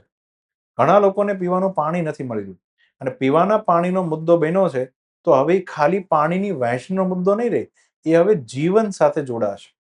અને આર્ટિકલ 21 અંતર્ગત રાઇટ ટુ લાઈફ જે છે એ જીવન જીવવાનો મૂળભૂત શું છે? બધાને અધિકાર છે.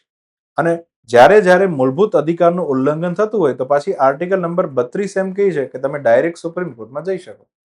એટલે આખો કાવેરીનો મુદ્દો જે છે ટ્રિબ્યુનલમાંથી ખેંચાઈને ક્યાં ગયો હતો?